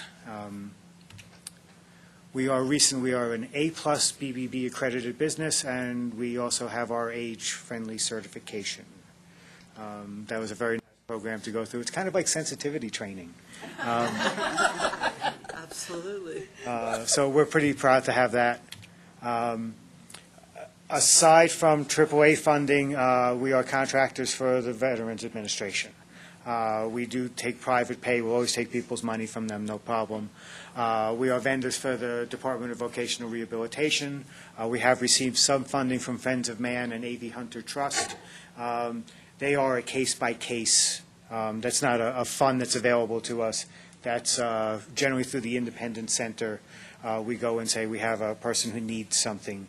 Independent Center is generally the facilitator of that type of funding. I'm part of a franchise. We have a large workers' comp division that goes out and provides these type of accessibility items and installations for people who have been injured on the job. As of March 1st, we are Medicaid providers also. That was a year-and-a-half challenge to get that done. Congratulations. Yeah. Yes. We're still, Monique, who if it wasn't for Monique, I probably wouldn't be standing here because we wouldn't have processed any of the paperwork for AAA. So my hat's off to Monique. So Monique and I and Bo are still trying to figure out how to drive the Medicaid car. We have the license to drive it, but we're kind of all over the road with that. So we're still figuring that out. But that's kind of the other funding sources we have available to us. I wouldn't consider the VA a funding source. I can't go to the VA and ask for money. The VA comes to me and says, install this there, and I say, yes, sir. Some of the things we've done for AAA in specific are we've done a lot of railings, exterior railings. So this person really needed something they couldn't get out of their sliding glass door. So we put up a railing for them. Same thing on their front steps. They couldn't get, this is a different house, they couldn't get down their front steps. They got to the edge, they could hold on to that white railing, and then there was the great abyss going down those two steps. So we can put in things like that for them. We do metal railings where wooden railings don't suffice. We've had a lot of luck with those. We do them in people's garages. That's a big area that people have problems getting in and out of their house. They don't necessarily go down the front. How many people go out their front door all the time? How many people go into their garage to get in their car? So we put in a lot of railings in garages. We do a fair amount of interior banisters. Most houses and code requires that you have one banister down a stairway. We make the sister or companion banister so people have two banisters to hold on to going down their stairs. So we do small ones and big ones and short ones and wherever they need them. So this house came with, it's a very strange staircase. It has one long banister up one side and half a banister on the other side, so we kind of completed the railing for them. This was a lady who couldn't walk down the hallway. She was actually, when you went into her house, it's a classic trend. You can see the hand marks going down the hallway. She's kind of a shuffler, and you could see where she had left her handprints all the way down from years of going up and down the hallway. So we put in some railings for her. Simple, easy, go out and measure. We're there a few days later. It's a simple install. They're stained, they're sanded, and everybody's pretty happy with them. We do toilet safety frames. We do bed rails. This was a gentleman. It's not just that they're, and I know there's no financial qualification for this, but these are people who necessarily can't afford these things or don't have the ability to go out and find them. They don't know where to get them. They don't know how to put them in. That's the service that we provide for them. Before I talk about the one example, and you're going to want to pay attention to this because this is a Callahan person.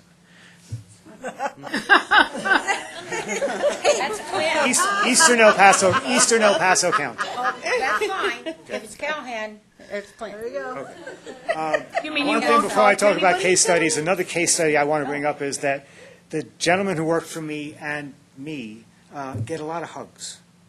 For simple things, for putting, Oh, yeah. yes, for putting in toilet safety frames, for putting up grab bars. Is this a senior living? No. Oh, okay. We get people well up, and we have, we don't think anything of it. We put up grab bars all the time. We have put up, so far, close to 200 grab bars for AAA clients, just under 200. And probably a dozen railings and toilet safety frames, and what I'll talk about here. What is the average cost when you put something like that on? It really depends on, because of the way that we build AAA, it depends on the length of the bar, which is at cost, but it also depends on what I'm screwing the bar into. All of these are permanent mounts. They are permanently mounted in the bathroom. Those suction cup deals, they're bad, very bad. So it depends on how long it takes the installer to put it in. If it's regular tile, those little 4x4 ceramic tiles we all grew up with, that's a quick job. If it's marble or ceramic, where they have to take out a special set of drill bits, they're there for a couple of hours to put up 2 bars. So I really couldn't give you, and it also depends, if I'm driving in town, there's less travel time involved. If I'm driving out to Yoder, there's more travel time. They tend to range between $75 and $125, depending on length of bar and length of installation time. So a nice case study of what we did was, I got a call from Fran Dorrance at the Independence Center. She works out in eastern El Paso County. It was Friday afternoon. She said David H. lives in a mobile home. The stairs on his house are rotted off the house. Oh, my. And he's 86 years old, and he keeps on falling down every time he goes out of the house. Goodness. Can you do something for us? This was Friday afternoon. I got on the phone with one of the installers. Saturday morning, he was out in Callahan. He went out to Callahan. He measured. He drove all the way back into town to Monument to buy all the stuff he needed, came back to the shop, fabricated, and then went back out to Callahan, and put on new steps for him. So he had steps and a railing, and he doesn't fall down anymore. Oh, my gosh. God bless. We have installed lots and lots and lots.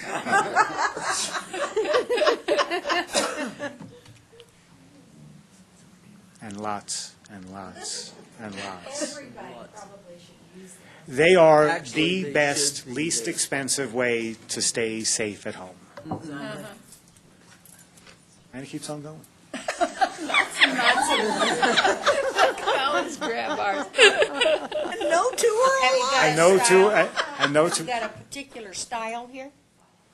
Yeah, it's this bar. We're actually switching to Moen now from that company. I get Moen's a little faster. But we cater to, it's not cookie cutter. It's not, I'm going to go in, I'm going to put 2 bars here, and I'm going to be out the door.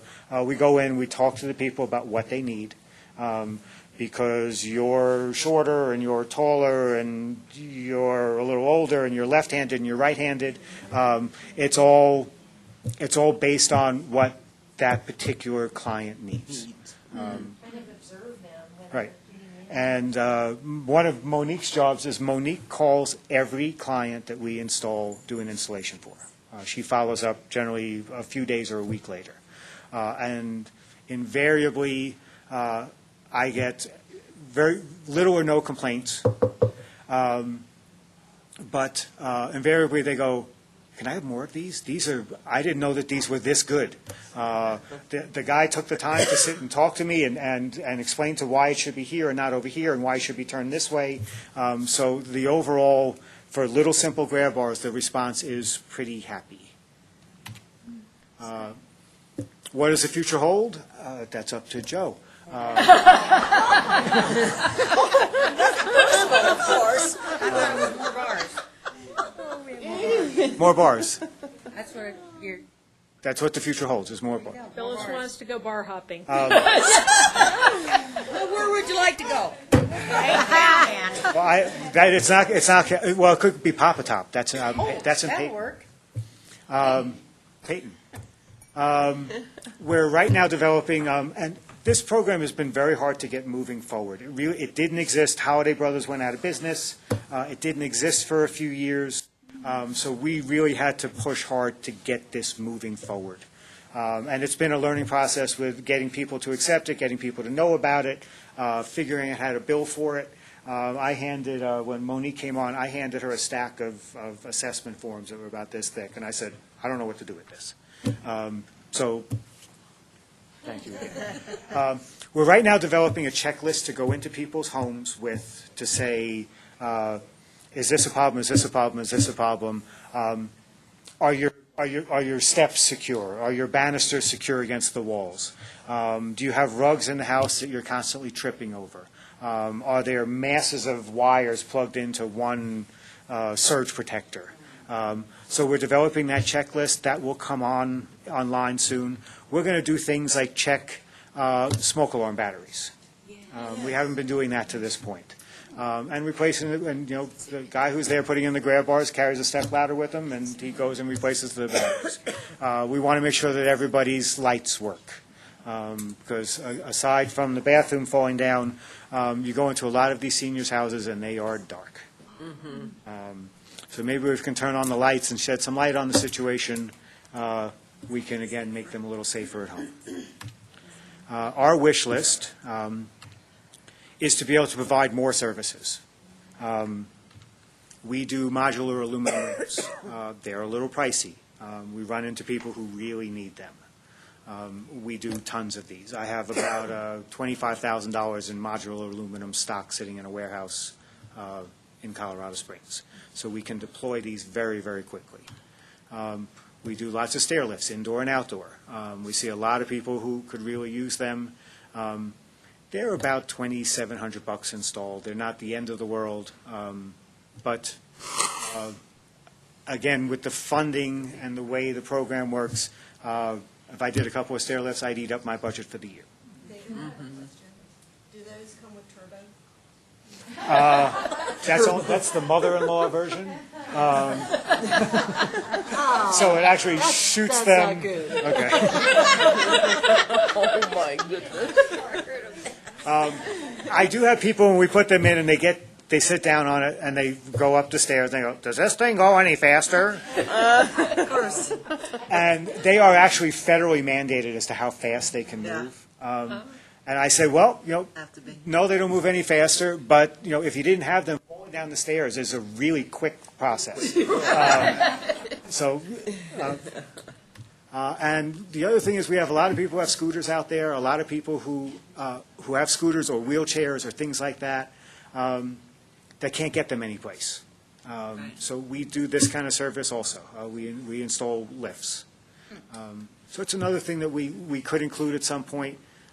Not sure how we would do it through PPACG or AAA, but these are just services that we offer. That's it. You put in the tubs with the walk-in tubs? We do. Any questions? The Americans with Disabilities Act was passed back in 1990 with a lot of this kind of criteria. It isn't. Is there any reason why it hasn't had a greater effect in this region? ADA is basically a commercial guideline. It has nothing to do with residential homes. No. It's a good, so when I go to evaluate a ramp for somebody, and I go to your home and you say, someone was injured, they're coming home, I'm going to take care of my mom, I'm going to take care of my dad, Uncle John's coming to live with me, and we start to talk about a ramp. The ADA guideline is fairly simple. It says that for every inch you go up and rise, you have to go out a foot. So if you have 3 steps going up to your house, steps are generally about 7 inches high, you need a 21-foot ramp. And a 21-foot ramp is a big ramp. That's a big ramp. And you're supposed to have a platform at the top of it, a flat section. And they are, the platforms are, when you have someone in a wheelchair, you're helping someone who's in a walker. It's someplace to stop at the top of the ramp. It's flat, it's secure, it has railings on it, to stop and lock the door. Make sure you have your purse, make sure you have your wallet, check that I have my car keys. If you're on a slope, then you're really fighting. Right. Yeah. So the 21-foot ramp is a very good guideline. I try to stick by it. The minimum you would want to do on a 21-inch rise is probably about 14 feet. That's a steep ramp. But as a residential homeowner, you are not bound by ADA guidelines. ADA guidelines are for a building like this. This building needs to be ADA compliant. Some of the stuff that the ADA recommends translate very well into residential situations. Grab bars have to be 1.5 inches off the wall. That curve has to be 1.5 inches. That's an ADA guideline. So if you see when you're in Home Depot and it says ADA certified, all it means is that it's 1.5 inches, that the curve is 1.5 inches. But it looks nice on the packaging. So that's why it hasn't translated out. In terms of commercial settings, it hasn't translated out because no one's going to do it until they're forced to do it. So you can go to a hotel. Every hotel that has a pool has to have a pool lift. A lift to take someone who's disabled and pick them up off the concrete deck and put them down in the pool. And that is federally mandated by the ADA. And you can go put a pool lift in, and the hotel owner isn't very happy about it because they go, I'm never going to use this. I never had anybody ask me before about needing a pool lift, but the federal government says I have to buy this $5,000 pool lift. So that's why it's been very slow to be accepted. Are there any grab bars that are padded, like even for showers and things? I just think of somebody still falling. I have not seen a pad. I've seen them with like a grippy surface on them. Grippy. But the whole idea is that if you have a grab bar, you're not falling in the shower, that you're holding on to it. So, no, I haven't seen a soft one. You want something that's pretty solid, that's there. Well, I didn't mean squishy, but just if somebody did still slip. I have not seen a padded grab bar. David, do those modulars ever get recycled? I know they have oftentimes by the time somebody needs a ramp, they may only need it for a year or two before they go to a higher level of care. Correct. Do those ever? We take them back in. There are people who are, part of our program is I'll buy them back from you. When you might not like the price I buy them for, but I will buy ramps back from people. They do get recycled. Unfortunately, in my line of business and the people I'm dealing with, they pass away. So I have people call me and go, can you just get this out of my front yard now? Yeah. So yes, they do get recycled. I try to, if I have some used parts and I can help people out with them, I do. And on a separate note, has nothing to do with AAA. We recently started a program. I have enough people that I call up, because we still call up. I'll call up 6 months later. How's the stair lift? If I have someone who passed away, we are now making donations to a local veterans organization that provides service dogs for them. So we send out a condolence card, and we make a contribution to it. It's called Heroes Pack. It's based out of Woodland Park, and they provide service dogs to veterans. Well, thank you. The number of questions indicates how much value you are offering to our community. Thank you. Thank you so much. Thank you. Next on our agenda is New Vision Professional Services. And good morning, Rebecca. And her companion. It's very quiet. The good baby. I'm Rebecca Shields, and this is Rizzo. He doesn't often get to come because sometimes I come with people in their car, and maybe they don't want the dog in their car. So, I don't always get to bring him, but he's a vital part of who I am. For those of you who are unfamiliar with New Vision Professional Services, first of all, I don't know what you've got up here on your computer because obviously it's not telling me anything. Kind of like I told someone this morning, I looked in the mirror and I said, mirror, mirror on the wall, and wanted to know how I looked, and I got no answer. So that's how I feel about your computer. So I'm going to challenge you, and I don't know if this is okay with Joe, but I'm going to challenge you that I want you to do as much as you can by listening to me this morning instead of thinking about all the visual cues that you get from the computer and from your handouts, because I mean, your handouts are wonderful, but they weren't my media, so I don't know what they say, and I don't know what they say about New Vision either, my services. So anyway, we're gonna kind of take you on a inner vision tour this morning of who we are and what we do. First of all, I want to say thank you so much to AAA, to the RAC committee, and to all the staff at PPACG for all the work that we've done together, and the RAC's work about talking about, the funding for all the services of different vendors, and we happen to be one of those. And, we are so privileged to be able to have services coming, funding coming to services for all of us, whether, the dollar amount is small or whatever it is, it's the principle that really counts. So I want to really give you such a big thank you to, and our gratitude from New Vision is huge. Last year at this time when I presented, I had on my shoulders a load of concern. And I decided that concern had to move from my shoulders out into my community, and it was going to work, and I was going to make it work. And so it's been a real interesting year for New Vision. As someone said earlier, this is also kind of a anniversary for us. In 2007, I had a dream, and I wanted to begin this business.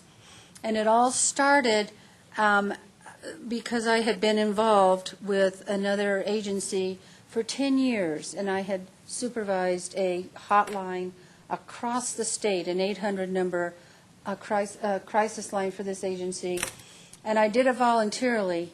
And for 10 years, I worked on that hotline, took calls day and night from people who were experiencing vision loss and knew about the 800 number from this entity for the visually impaired.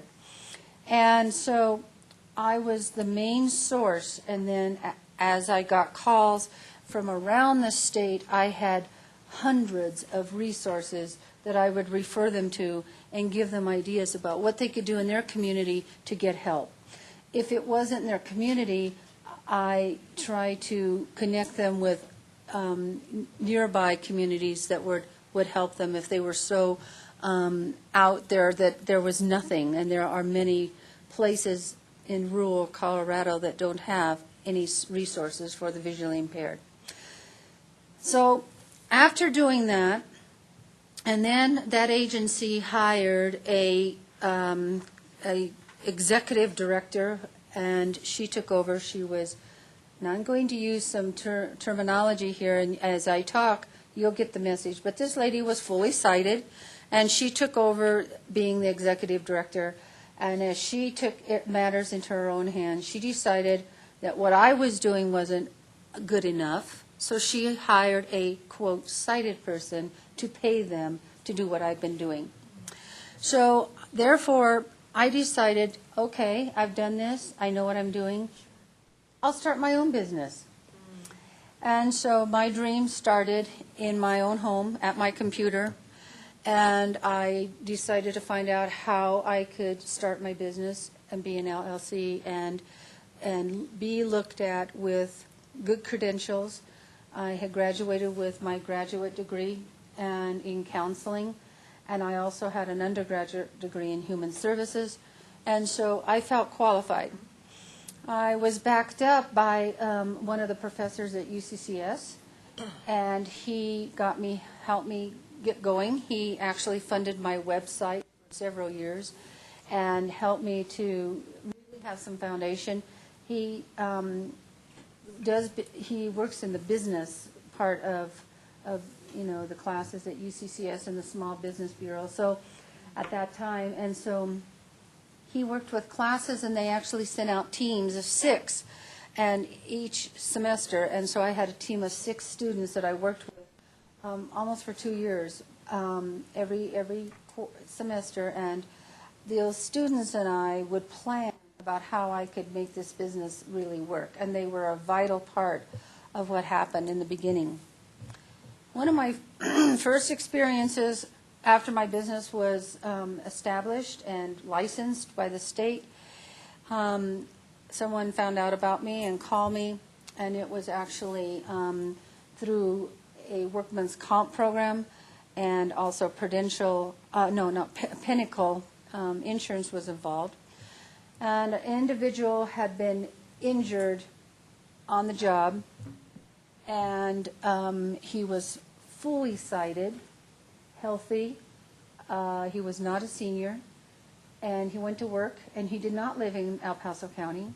He went to work, drove the highway every day, went to work here in Colorado Springs, and was in a massive accident, and not only had very, very serious facial damage and everything, but lost his eyes through the whole thing. Not just his vision, his whole, they had to replace his eyes. What a traumatic experience. So I was called by Pinnacle Insurance, and they asked me if I would meet with the medical team at the hospital. I said yes, and they said the family was a part of that team. These people needed help. They were angry. They were yelling at the medical people, the spouse, the mother, the father, whatever, and of course they were angry. Look what had happened to a family member who was very productive in their family. They had small children, whatever, and his life has changed in a minute.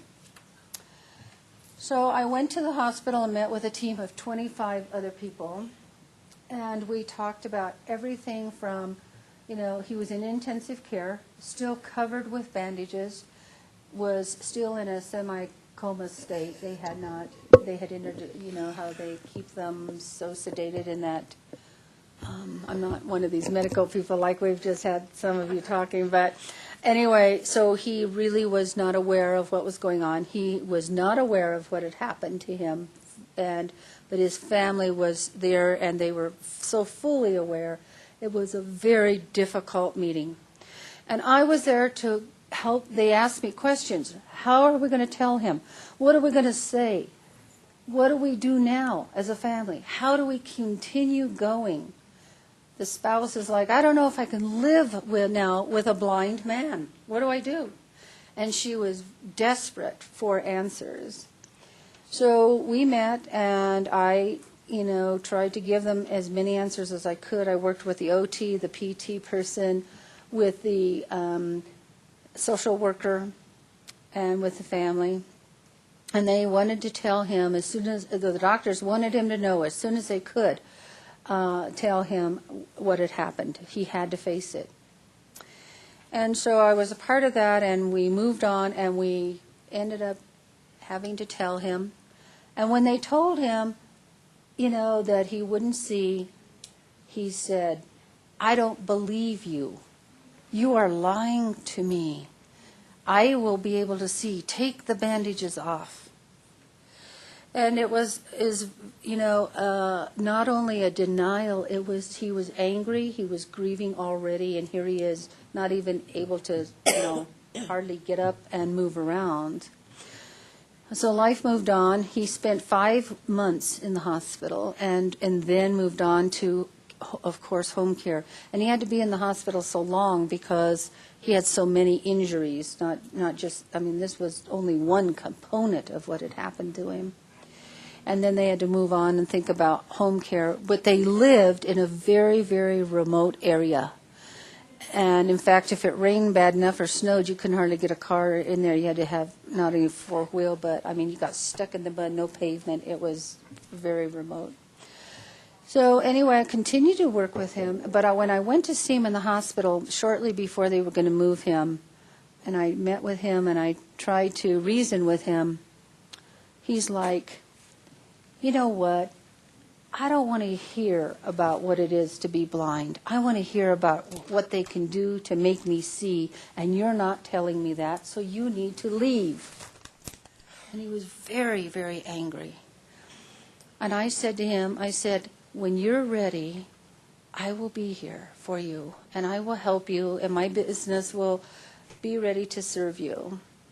And so I left him, and about 2 weeks later, I got a call, and his wife said, "We need you, could you come back?"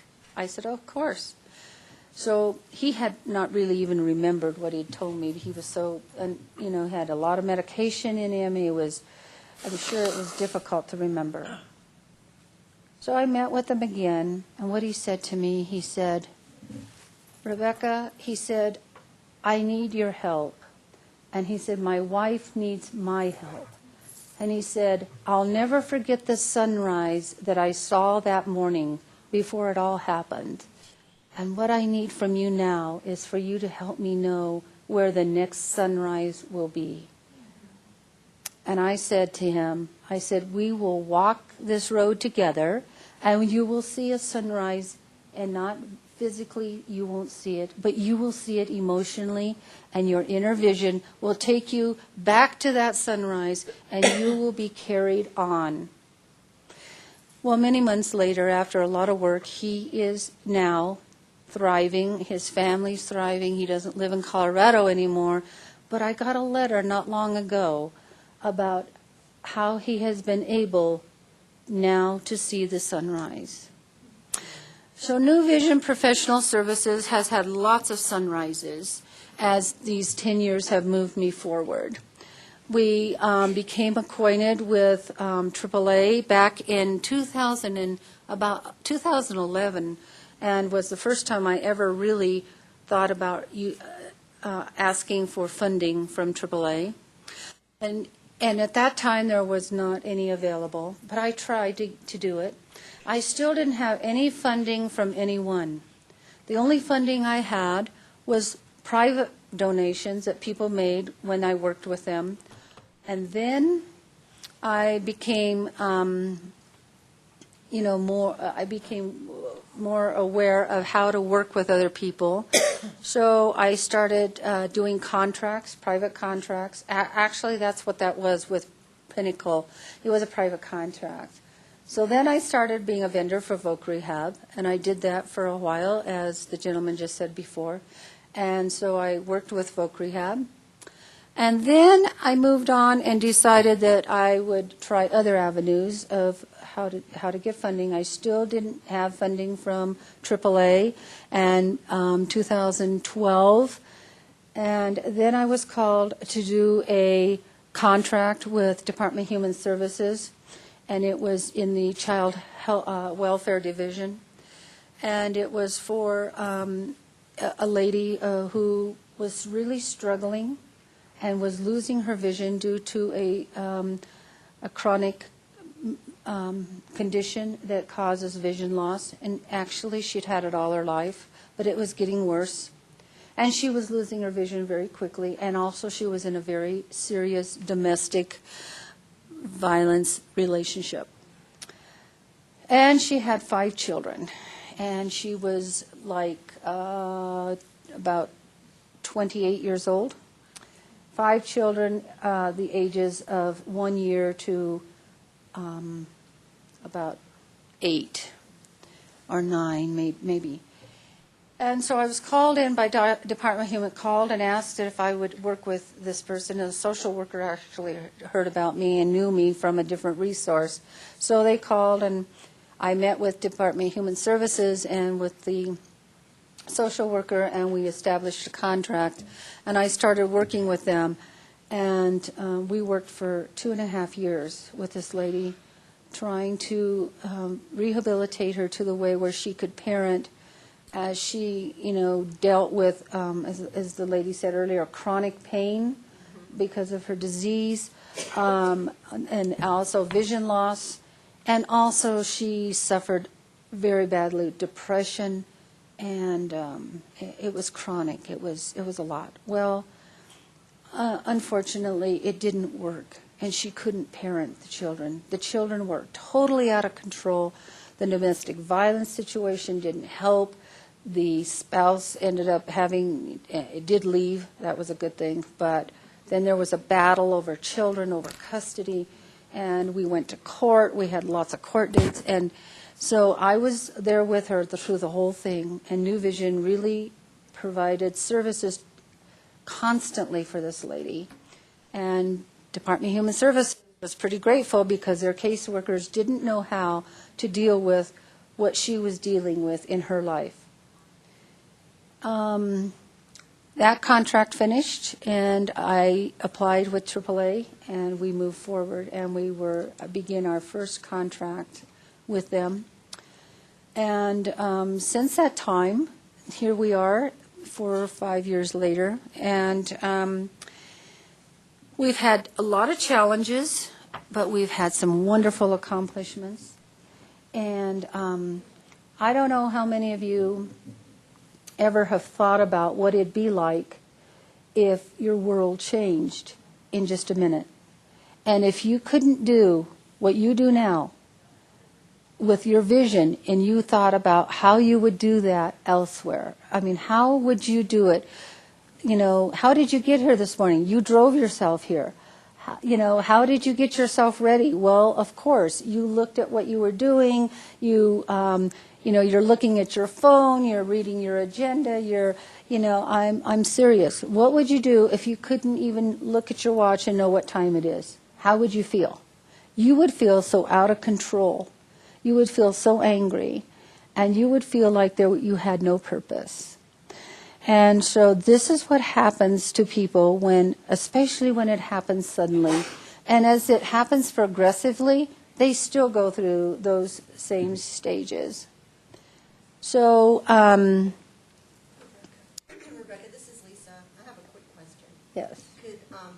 I know a little bit of the inner workings because you and I work so closely together. Sure. But there's something really exciting going on Yes. in Vision Professional Services right now. Just, could you give us a couple of minutes to describe your office? Okay. Because you're moving out of your home and Yes, you're right. in office space. So, yeah, and one of the things that, I appreciate about the gentleman who talked about his services, he brought up a whole different scenario of information to you that before we heard a lot about our physical health and our, the way we deal with pain, and which is so important for all of us. But then, as he talked to you about ADA and talked to you about people using grab bars, I'm going to be talking to you about how people with a vision loss literally need pieces of equipment, not grab bars, but other things to make their life worthwhile, to make their life safe, to make their life functional. And so I've been doing this from my little office in my house all this time.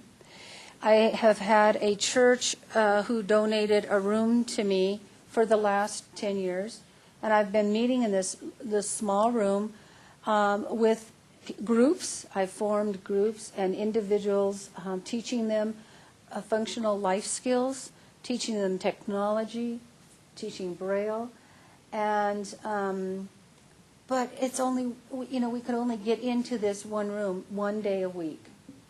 And it became so frustrating. People can't come on a certain day. They might have other things, and I couldn't get to them. I go to their homes.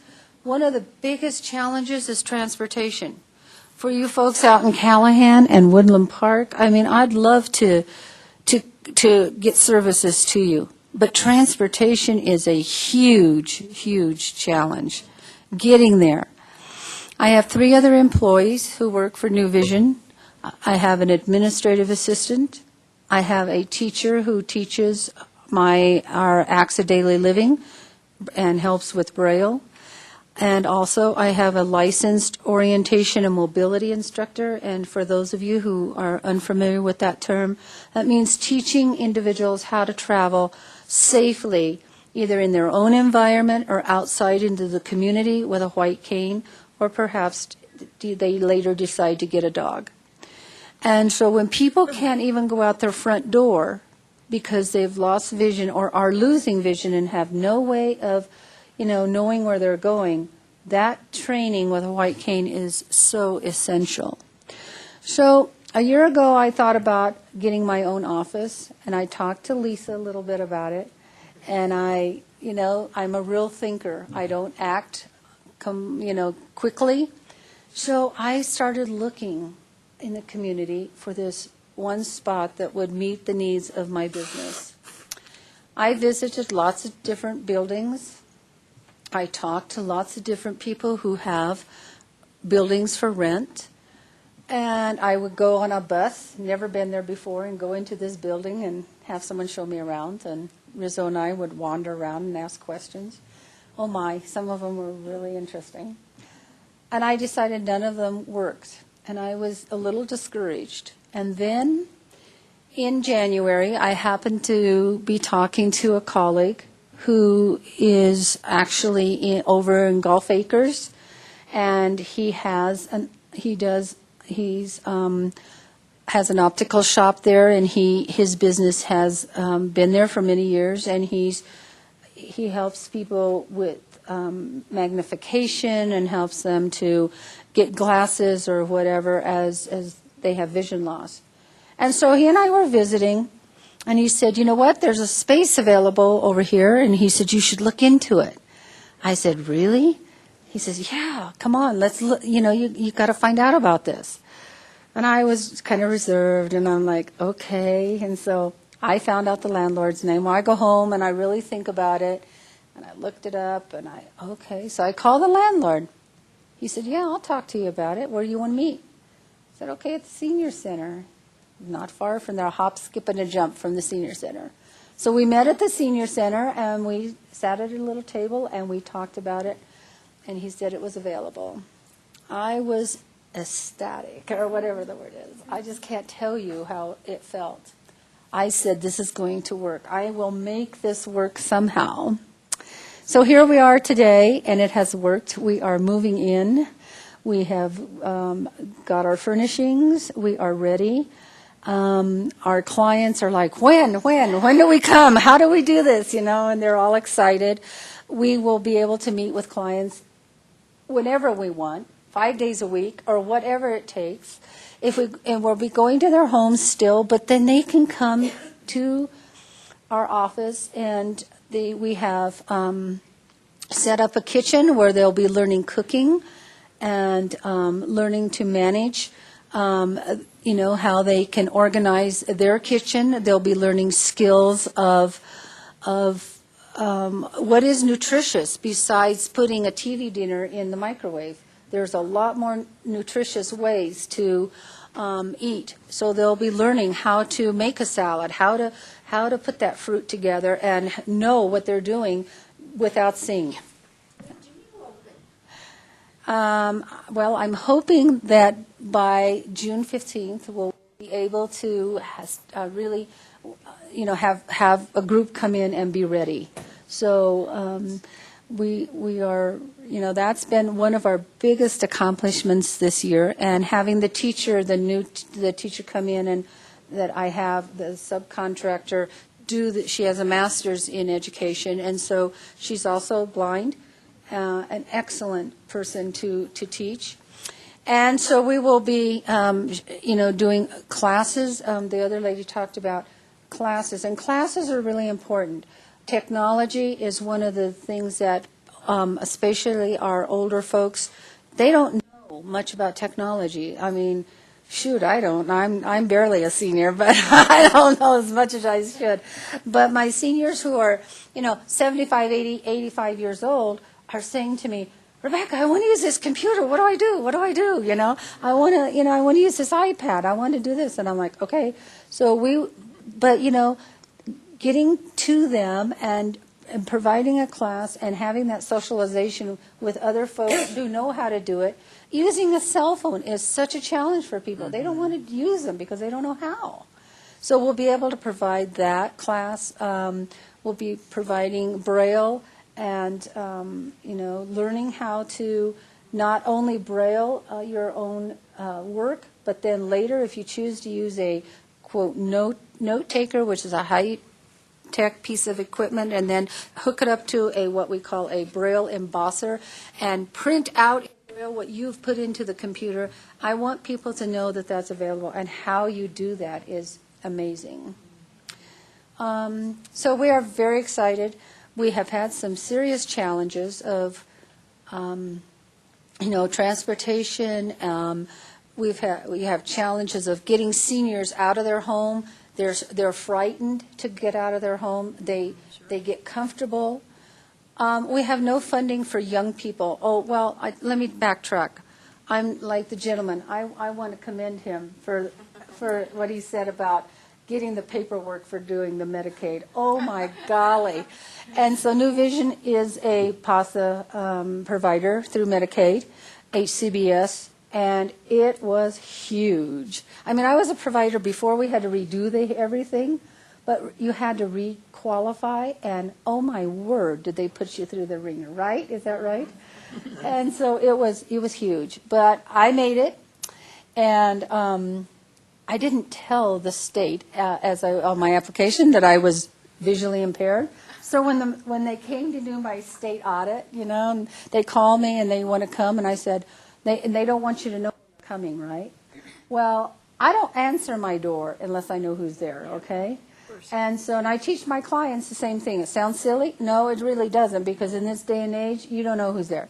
So this guy from the state, he came, and I wasn't home. Well, I didn't know he was coming, of course. So he sends me this email, and he says, I came to your home and your address, and he gives me my address, and you were not available.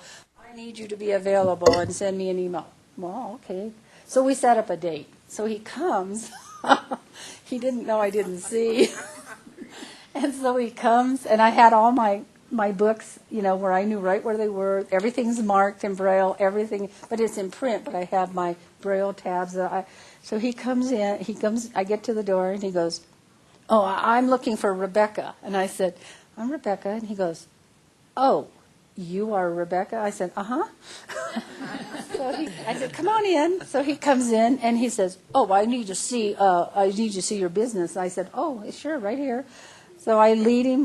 He goes, oh, okay. So he looks at my stuff, He's looking at the print books, and he says, well, where's your mission statement? I said, oh, sorry, it's right here in this book. And he goes, do you read this? I said, excuse me? He goes, oh, do you read I said, well, right here it says. And I started reading. He goes, oh.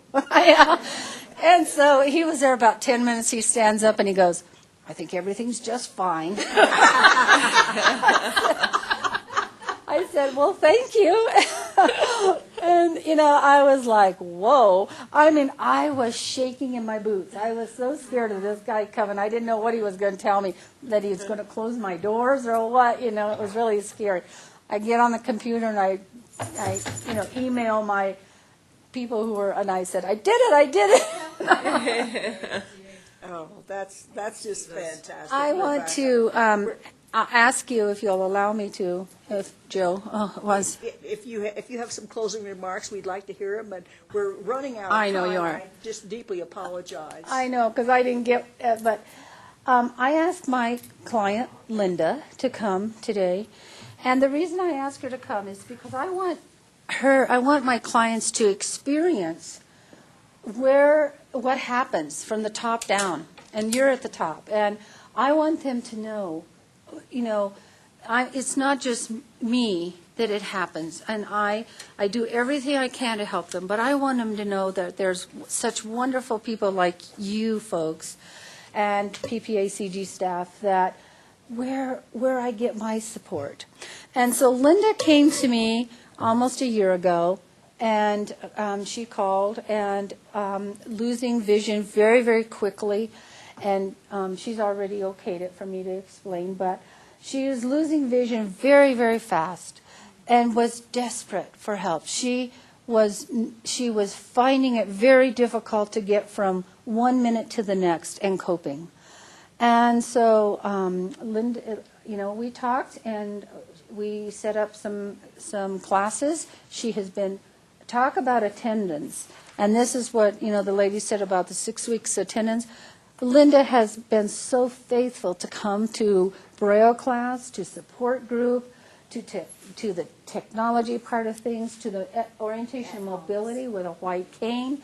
She has just really thrived. And so I chose her to come today and just give you a very quick synopsis of what it's like to be a client. See, I know what it's like to be a client because I was once, quote, client.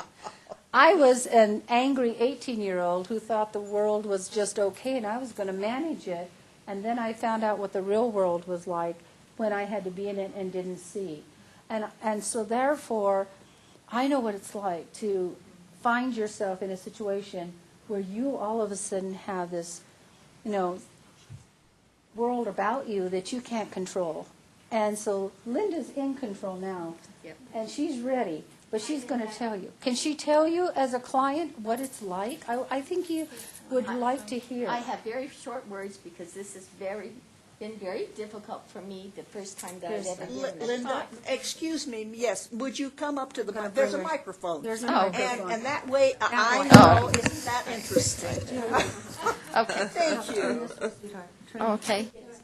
Yeah. Yeah, she's a little short there. See, you have to tell me direction. There you go.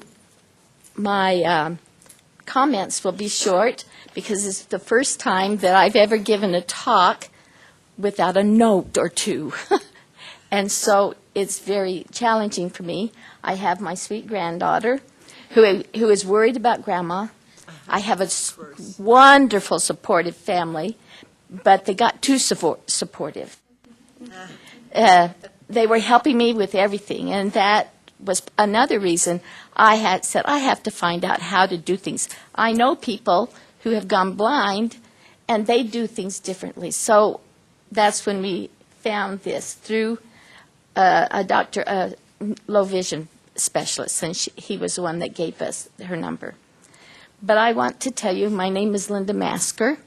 On Halloween, you wear a mask, and Tony the Tiger says, "Grr." That's how I had to learn to remember it. Because my maiden name's Webb, and you can't mispronounce or misspell it but one way. So, I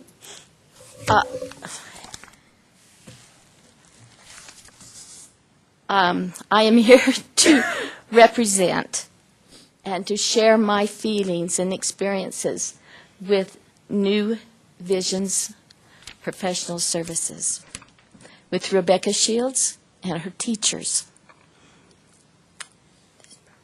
This program has given me an opportunity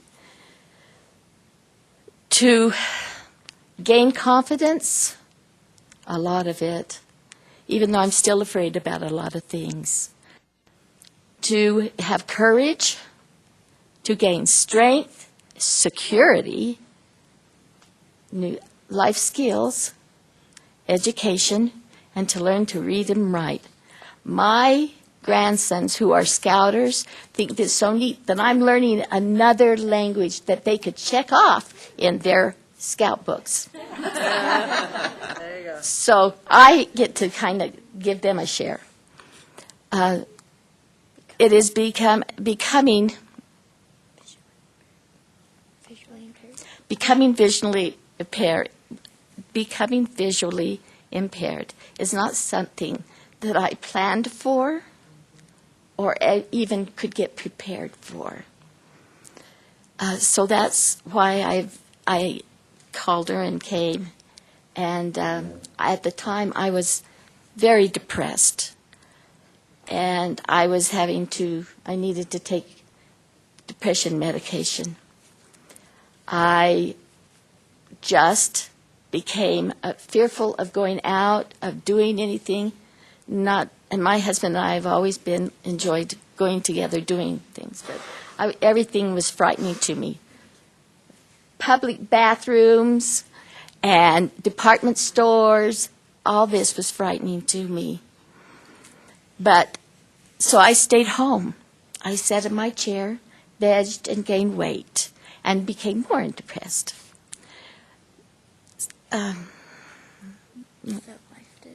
I felt like life didn't have a purpose for me anymore, and I was useless. I'm a mother of 6 children, 23 grandchildren, and we do love them and enjoy being around them and going to them. And our kids have lived throughout the United States. I am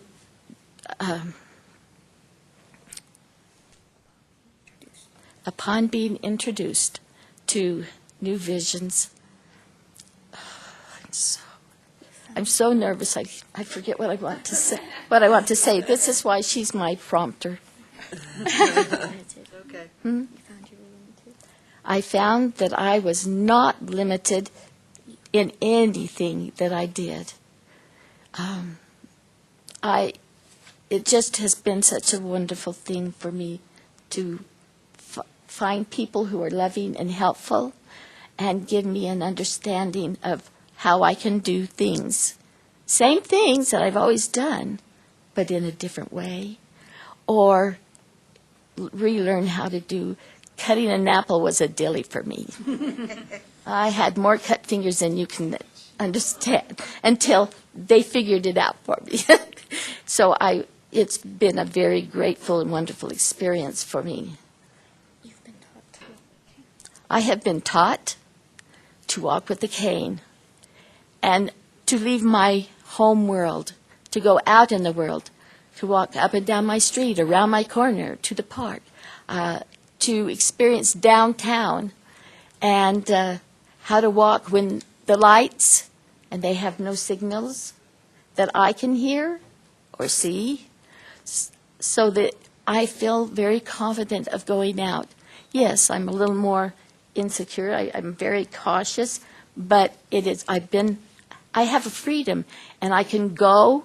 My husband and I have traveled to our children, and we go to different things. We just recently stayed in Phoenix and went to the Heard Museum and to this really weird Western place that you met with a manure smell because there's a gigantic bull and by the front door. And then you go up these ramps, and they were all logs, and so the walk was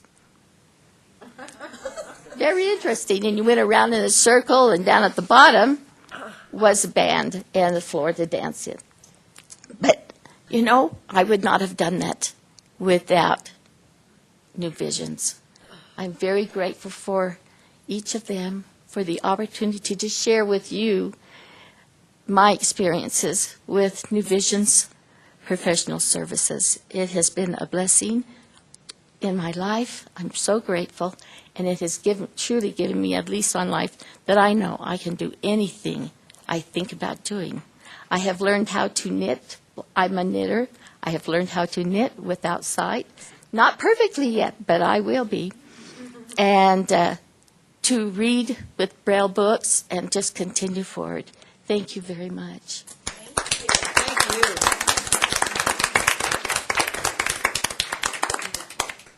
Well, I just want to leave you with this last thought. Sorry, Taylor. Taylor. Where's my, okay, lost my. The mic's right there. There we go. I know that time is really important to you, but I want to tell you that I want to welcome any of you to come as we get settled. I want you to come and visit us and walk through, and we want to show you the things that we have to demonstrate as to how blind people or even low vision people function and what they are able to do and how rewarding life can be. We want to show that to you because I don't know that if you've had that experience of really seeing really what it's like. One of the themes of my business is to show you the progression of how, look at what Helen Keller did. If you think of Helen Keller, her world was really very limited in some ways. All she had was, Annie Sullivan to take her hand and tell her. And remember, if you've seen the movie, how angry she was? And where was the key that they couldn't find? It was in her mouth, right? Do you remember that part of the movie? She was so angry because she didn't know how to express herself and there was nothing for her. And we've come a long ways, and she's a hero of blind people.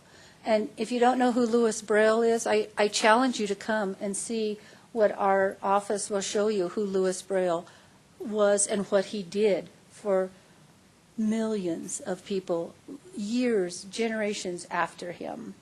And so please come. And for you agencies, I want to work with you. I want to, the gentleman talked about sensitivity training. That's what I do. I do sensitivity training with other agencies, and medical people are the ones that really need to know what sensitivity training is, because they sometimes don't know how to deal with people with disabilities. I don't only work with visually impaired. Through the Medicaid PASA program, I am on a waiver to work with individuals who are developmentally delayed, and so I do that. I work with high-functioning developmentally delayed adults who really need a chance. Right now I have a lady who's struggling again for custody of her child, and it's through the child welfare, but being a PASA Medicaid person, that will help a lot with programs like that. So anyway, I really appreciate your time. I've had 3 individuals pass away, my seniors. It's hard losing my seniors. But one of the things that happened when this gentleman, he was taken to skilled care in the end.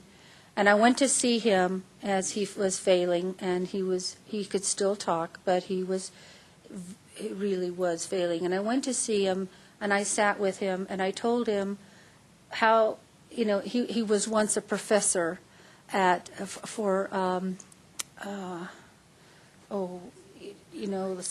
the rocks and the mineral. He was a scientist professor, high up, had his doctorate's degree. And I sat with him as I knew it would be the last time, and I said to him, I'm so excited that I had the opportunity to work with you. You did a beautiful job as you learned to deal without vision. He had lost all but light perception. And he said to me, Rebecca, he said, I'm not going to be here long, but I'm looking forward to what I will see next. And he said, I'm thankful that you helped me see what I could while I was here, but I will see more as I leave this world. And I think of him often, and I hope that's the case. I hope he's seeing more. And when I got a small envelope from his family for New Vision, I felt like, whoa, what did I do to deserve this? He did more for us. He was such an asset to the group. But they send us a small donation. And so as people pass on, that's what happens. Sometimes they send us donations or give us the equipment that their people have used. Most of the time his wife brought over lots of things that he had that they bought with their own money. Thank you so much. So, Thank you so much. Thank you so much. Appreciate what you are doing. Thank you. all right. So you want to write down the address to where we are, you certainly can. It's at Golf Acres, and it's 1524 North Hancock, not far from the senior, right in there in this strip there with the Silver Key thrift store and Well, the thank you. Medicare. What a wonderful new Thank you. adventure for you. Yes. We're Thank you so much. pleased to Thank have you. Thank you. Thank you. Senior Mobile Dental, thank you for coming. Thank everybody so much for still being here. I really appreciate it. It's probably on our ground. Here comes Carrie. Get you set up here.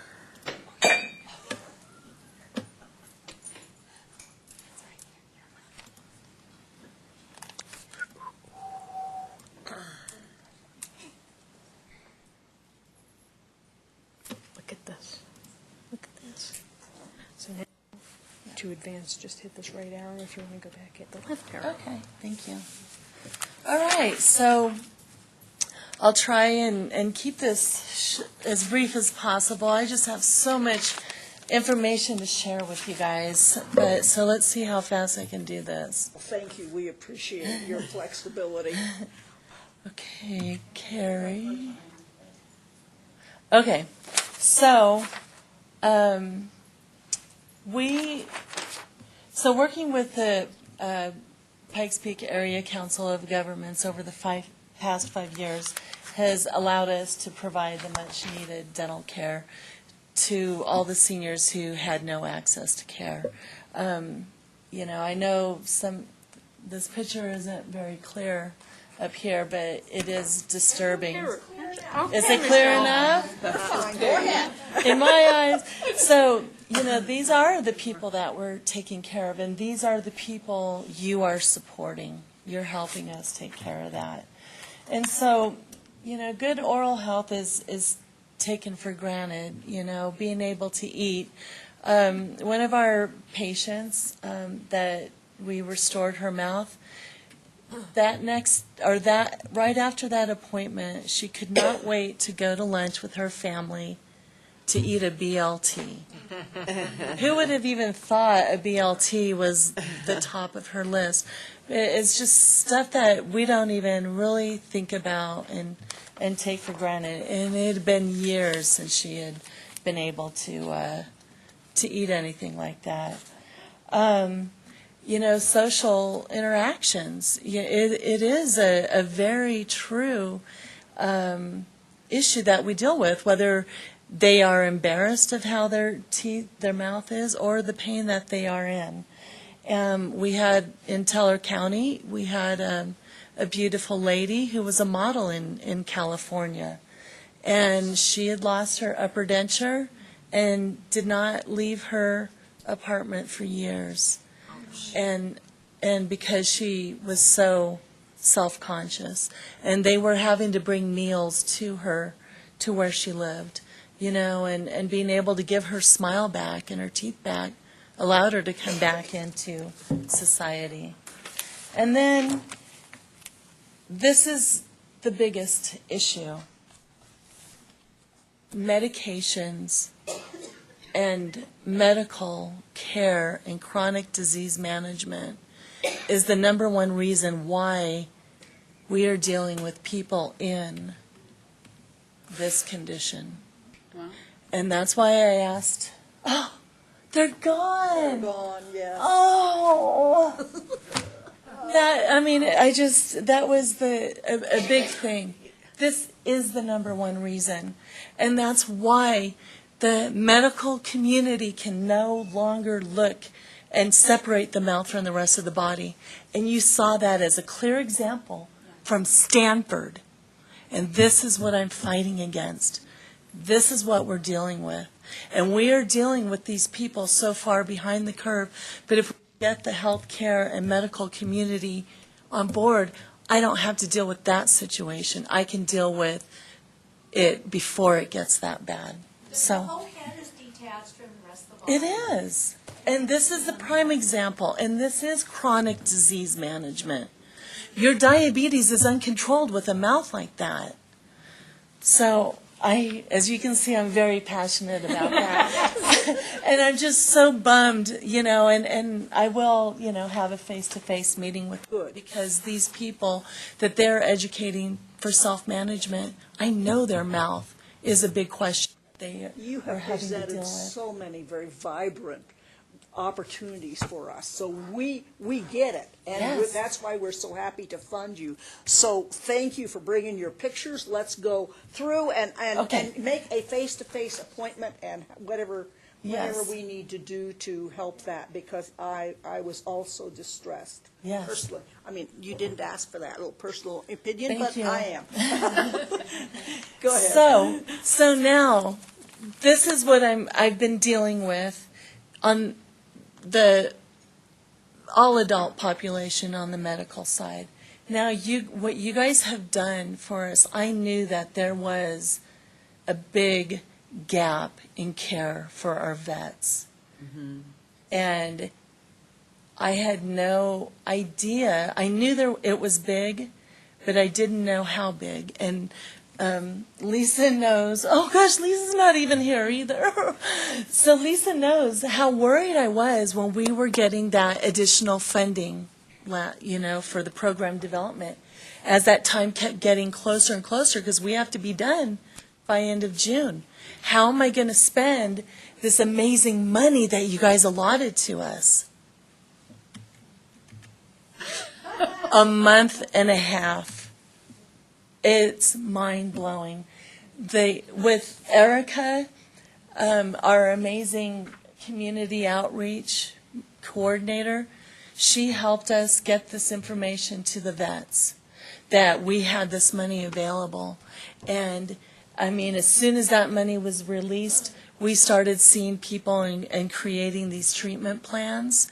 And in a month and a half, that money has been treatment planned and allotted. So what are we going to do now? There's way more need than the money that we had received. So now how can I spread that money to help as many vets as possible?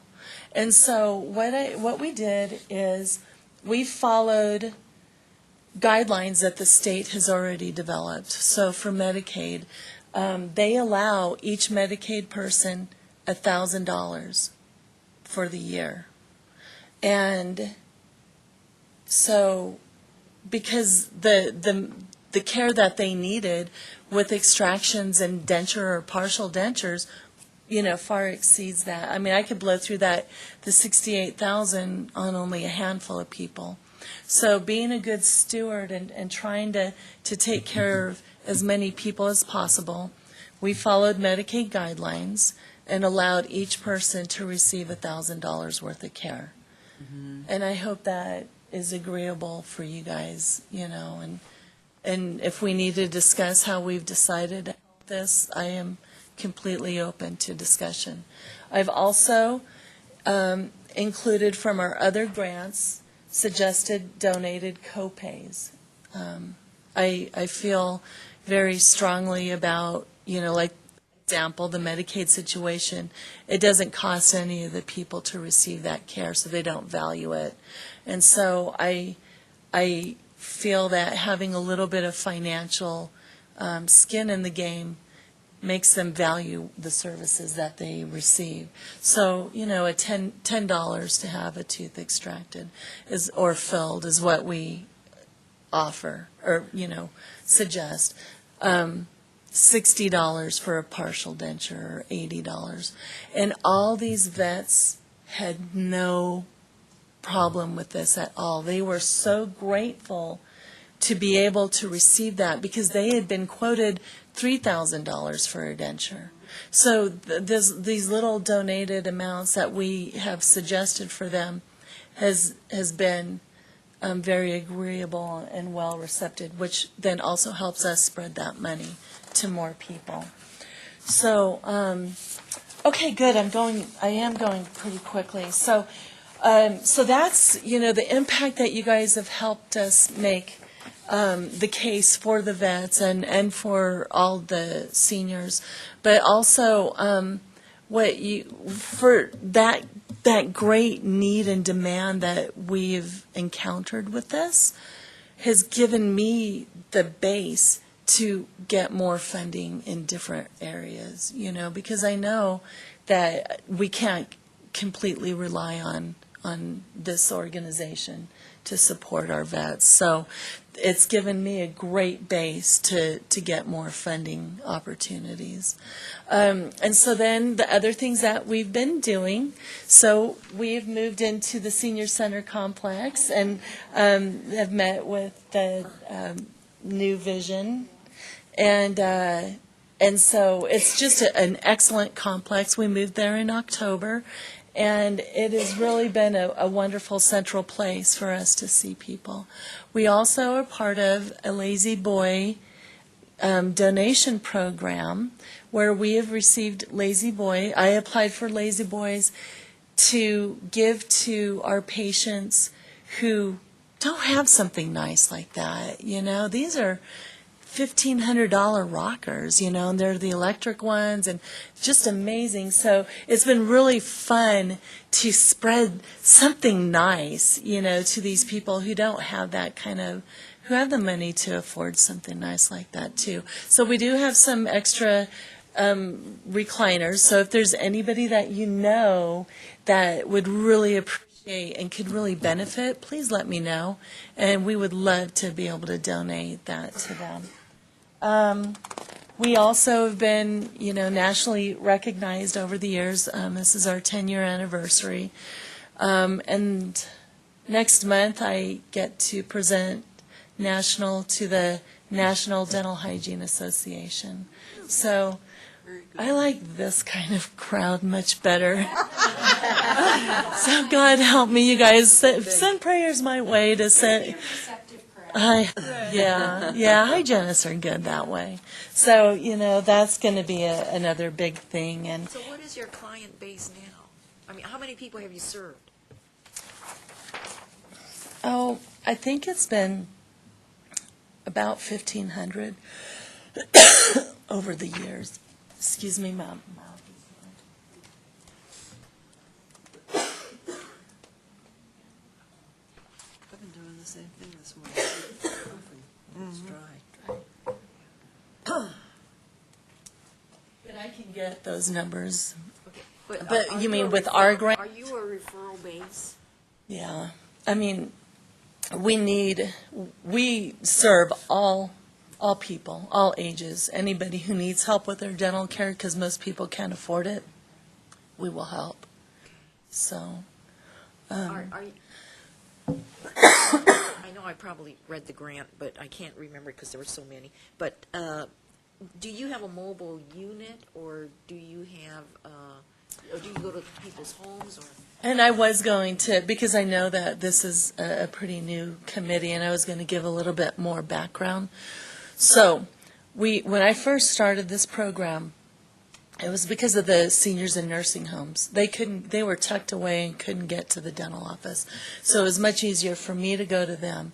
So that was the beginning, and we still have that program. And also, and with that mobile aspect, people imagine that we operate out of a motor home or a bus. No, we have equipment, all the dental equipment that we could bring directly into the nursing facility or the rural region or wherever we need to go. In Teller and Park, we go to the Aspen Mind Center and set up in their rooms, Wherever it's easiest for seniors to congregate, that's where we can go. And then we also have our office. So it's a traditional dental office. Please come by and take a look at it. It's, I think it turned out pretty good on being able to build this office on very little money. It was pretty amazing. It's in the Senior Center Complex, on Hancock, 1436 North Hancock. It's just a few doors south of the Senior Center. But we do have a van that we recently built for teledentistry. And that's where I got the card of that direct access. It's a great program, but again, there's no dental aspect. So I spoke with her, and I'll talk with her if there's people needing help with their dental, that we can be going to whatever we need. So do the dentists donate their services? No. There's Mission Medical Clinic is a safety net clinic, and they have a dental clinic, and theirs is all volunteer-based. And I knew from being in the dental community that there's not very many dentists who like to volunteer and donate their time. So I have strategically been able to afford paying the dentists. That way I have dentists. Mission Medical, they're maybe a couple of days a month they can see people. And so I didn't want to be put into that kind of situation, so I knew that I needed to dangle that money carrot out there. So no. We do have a volunteer helping us at the front. And if there was ever a dentist who did want to volunteer, of course I would never say no. So it's basically dental hygienists that have, No, we have a full dental team, but we pay for them. We pay them. Yeah. So it's a regular dental office. It's not just dental hygiene based. We have dentists and denture technicians. And that's one of the ways that I've been able to cost contain is I have our own denture lab, denture person making that, so. So you're a full service? Full service. Ah, A basic dental care. We don't do any high-end dentistry because most people can't afford it. So we don't even offer crowns or implants or anything like that. But we do dentures and fillings and extractions. And if I go back to that, sad picture that we have, most people, that's because we catch them in such a diseased state, that's the only recourse that they have. There is no tooth to put a crown on. Prevention and maintenance of what Yes, we've got. How about exactly. What a concept. that? What a concept. So- And it's so universal. We all have teeth, or we wished we did. So if they don't have any insurance at all, then you still, you can take them. Right, and that's who we really cater to, is people who do not have insurance, because we've made our fees so low that people can afford it. So that's our main people, is non-insured people. Yes. Okay, do take that. Yeah, we'll take it, but, that's, They don't pay everything though. no, Okay. yeah. But I mean, I really want to refer people to you, and since you're right there, I think people are going to come to you. Oh, good. We talk about hygiene, I mean, Yeah, you're so right, people don't think about that. right, Just like they don't think about their hearing and their vision. yeah, That's not involved in this medical big agenda. yeah, yeah. Thank Thank you, you. guys. Thank Thank you you. so much. And thank you. I really appreciate the support that you guys gave us for this next. You guys are very rare, and to know the importance of what we're doing. So, thank you. I've been answering phones here for 3 years, and that dental, being able to have a place to refer the dental people to Yes. you're a godsend. Oh, thank you. Thank you. Thank you. Yeah, All 20 right. minutes, I did it. Oh, you are terrific. Thank you. Joe, do you have a report? Nothing's happened in our world. Yeah, right? nothing new. I'll zip through this real quick. The legislature just wrapped up, as most folks know, a couple weeks ago. The Reader's Digest version is that if it had anything to do with money, it didn't get passed. If it didn't have to do with money, it probably had a decent shot. So there's goods and bads to that. The good being that the legislature was able to clean up a lot of things that maybe were issues that they wouldn't have dealt with in a year when they were exclusively dealing with money. I'll give you a real quick list. The public guardianship bill passed. That's a pilot program that will center out of Denver. Mandatory reporting by financial professionals passed, and that's a really unique bill that allows financial professionals to report through the Securities and Exchange Commission rather than through a traditional government law. So they're basically reporting to their own folks. Reporting what? Financial abuse, predominantly it's going to be financial advisors that see, in often cases, family members who are abusing their privileges as a POA or a guardian or something like that. PACE Ombudsman passed. Unfortunately, they funded it at the level of $75,000 for the state. So by the time we get our piece, it's going to be about 3 hours a week, we figure, somewhere in that vicinity. So that's being hashed out, how that money is dealt out with. Data checks. Everybody knows that folks that deal with at-risk seniors have to go through a background check. Unfortunately, background checks are somewhat of a flawed process to find out what's going on, because having come from that industry, I know that oftentimes if you have someone who you suspect of theft or verbal abuse or sometimes even physical abuse, there's not enough evidence to convict that person on a criminal basis. But you know for a fact they did it. It's substantiated in the record at the state health department.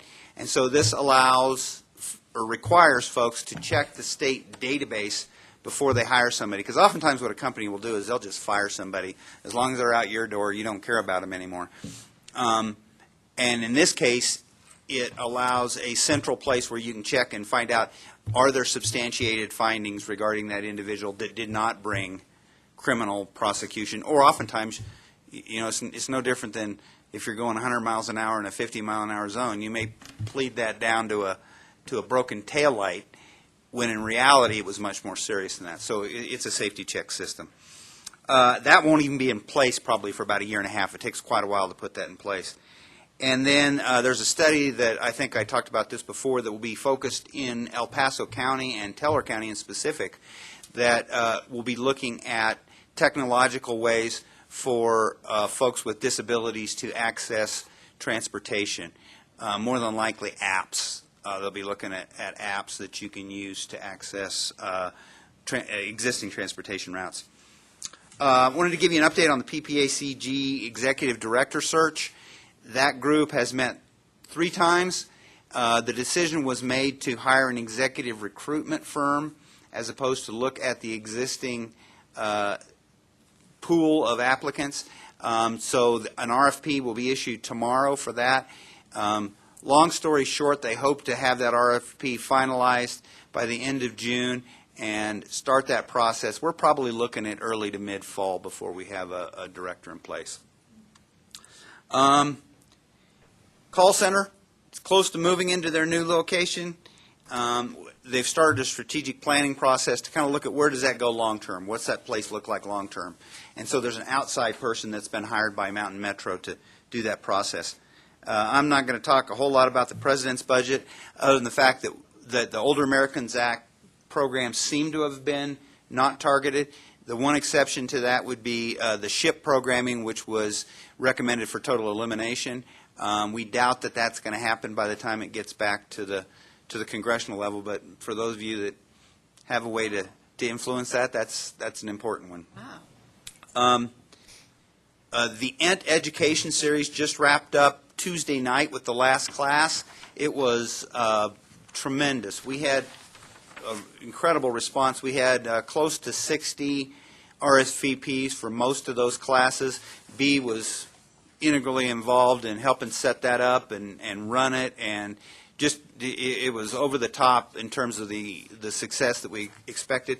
That was moved from ENT last year to the PPACG, and it just gives us a level of exposure that we would not normally get, and it was really, really good. Just a real quick note, I met a physician who's probably going to be one of our future speakers the other night who would never have known about that had it not been moved here and known that we have the opportunity. So kudos to B and all the folks that presented, and in particular Pamela Hogart, who kind of managed that program. Yellow books, take them. We got lots of them, and they're moving well, but they don't do any good sitting in our closet. So take them and get them to the people that need them. That's it. Thank you very much. Absolutely. And thank for your many, many busy hours of making all of this happen in the background. It's been a busy couple months, and I also want to echo what Cheryl said about the TRS. We asked them to do a lot, but this year was beyond a lot. I mean, we asked miracle work, and they did a wonderful job. Miracles still happen. Miracles still happen. Thank you, Joe. I have no report from Dave other than his apologies that he's not here today, but thank you for the opportunity to sit in this chair again, and I look forward to his return. The calendar of events is I can talk about that. The ENT series is over. However, we have started offering a couple of our core classes as evening classes, Medicare 101, and then a new class this year that's called Social Security 101. There's been a great response to that Social Security program. The Social Security Administration actually comes in and teaches that. So if you know folks that are interested in either of those and haven't been able to get to the daytime Medicare class, or are interested, actually the Social Security has been daytime up to this point, feel free to have those folks contact us. We've got several more classes the rest of the summer. Community information, is there anything additional? If not, Carrie, do you want to talk about the next meeting? We will be meeting on June 29th in Fair Play at the Fair Barn. We will start our meeting at 10 o'clock so that we all don't have to leave Colorado Springs at 5:30 in the morning. Kidding, it's not that far a drive. The way I drive. How long a drive is it? Bobby, you still here? Yes, you should allow 2 hours. 2 hours? You should allow 2 hours. Yep. And we will be carpooling, so I will send out carpooling information. We have some folks who typically really enjoy driving and some folks who typically really prefer not to. Staff will be going on ahead and setting the room up, but Bobby and I are talking about a possible add-on to the regular agenda that'll be optional for RAC members, so I'll give you more information about that as we draw closer. But it is always a pleasure to go to Park County. Nobody complains about anything other than the amount of time they have to sit in the car, but then they say, oh, but what I get to see out the car windows is just remarkable. Does add-on involve food? I will have information later. And that's all I have for now. All right. Anything else for the good of the company? If not, is there a motion to adjourn? I make a motion to adjourn. And unanimous? By acclaim, we have adjourned. Thank you so much all for being here. Good job. Are you gonna schedule that meeting next time? Schedule that minute, what? It was looking good. I have a meeting at 11:30, and that's why I checked. So I could stay.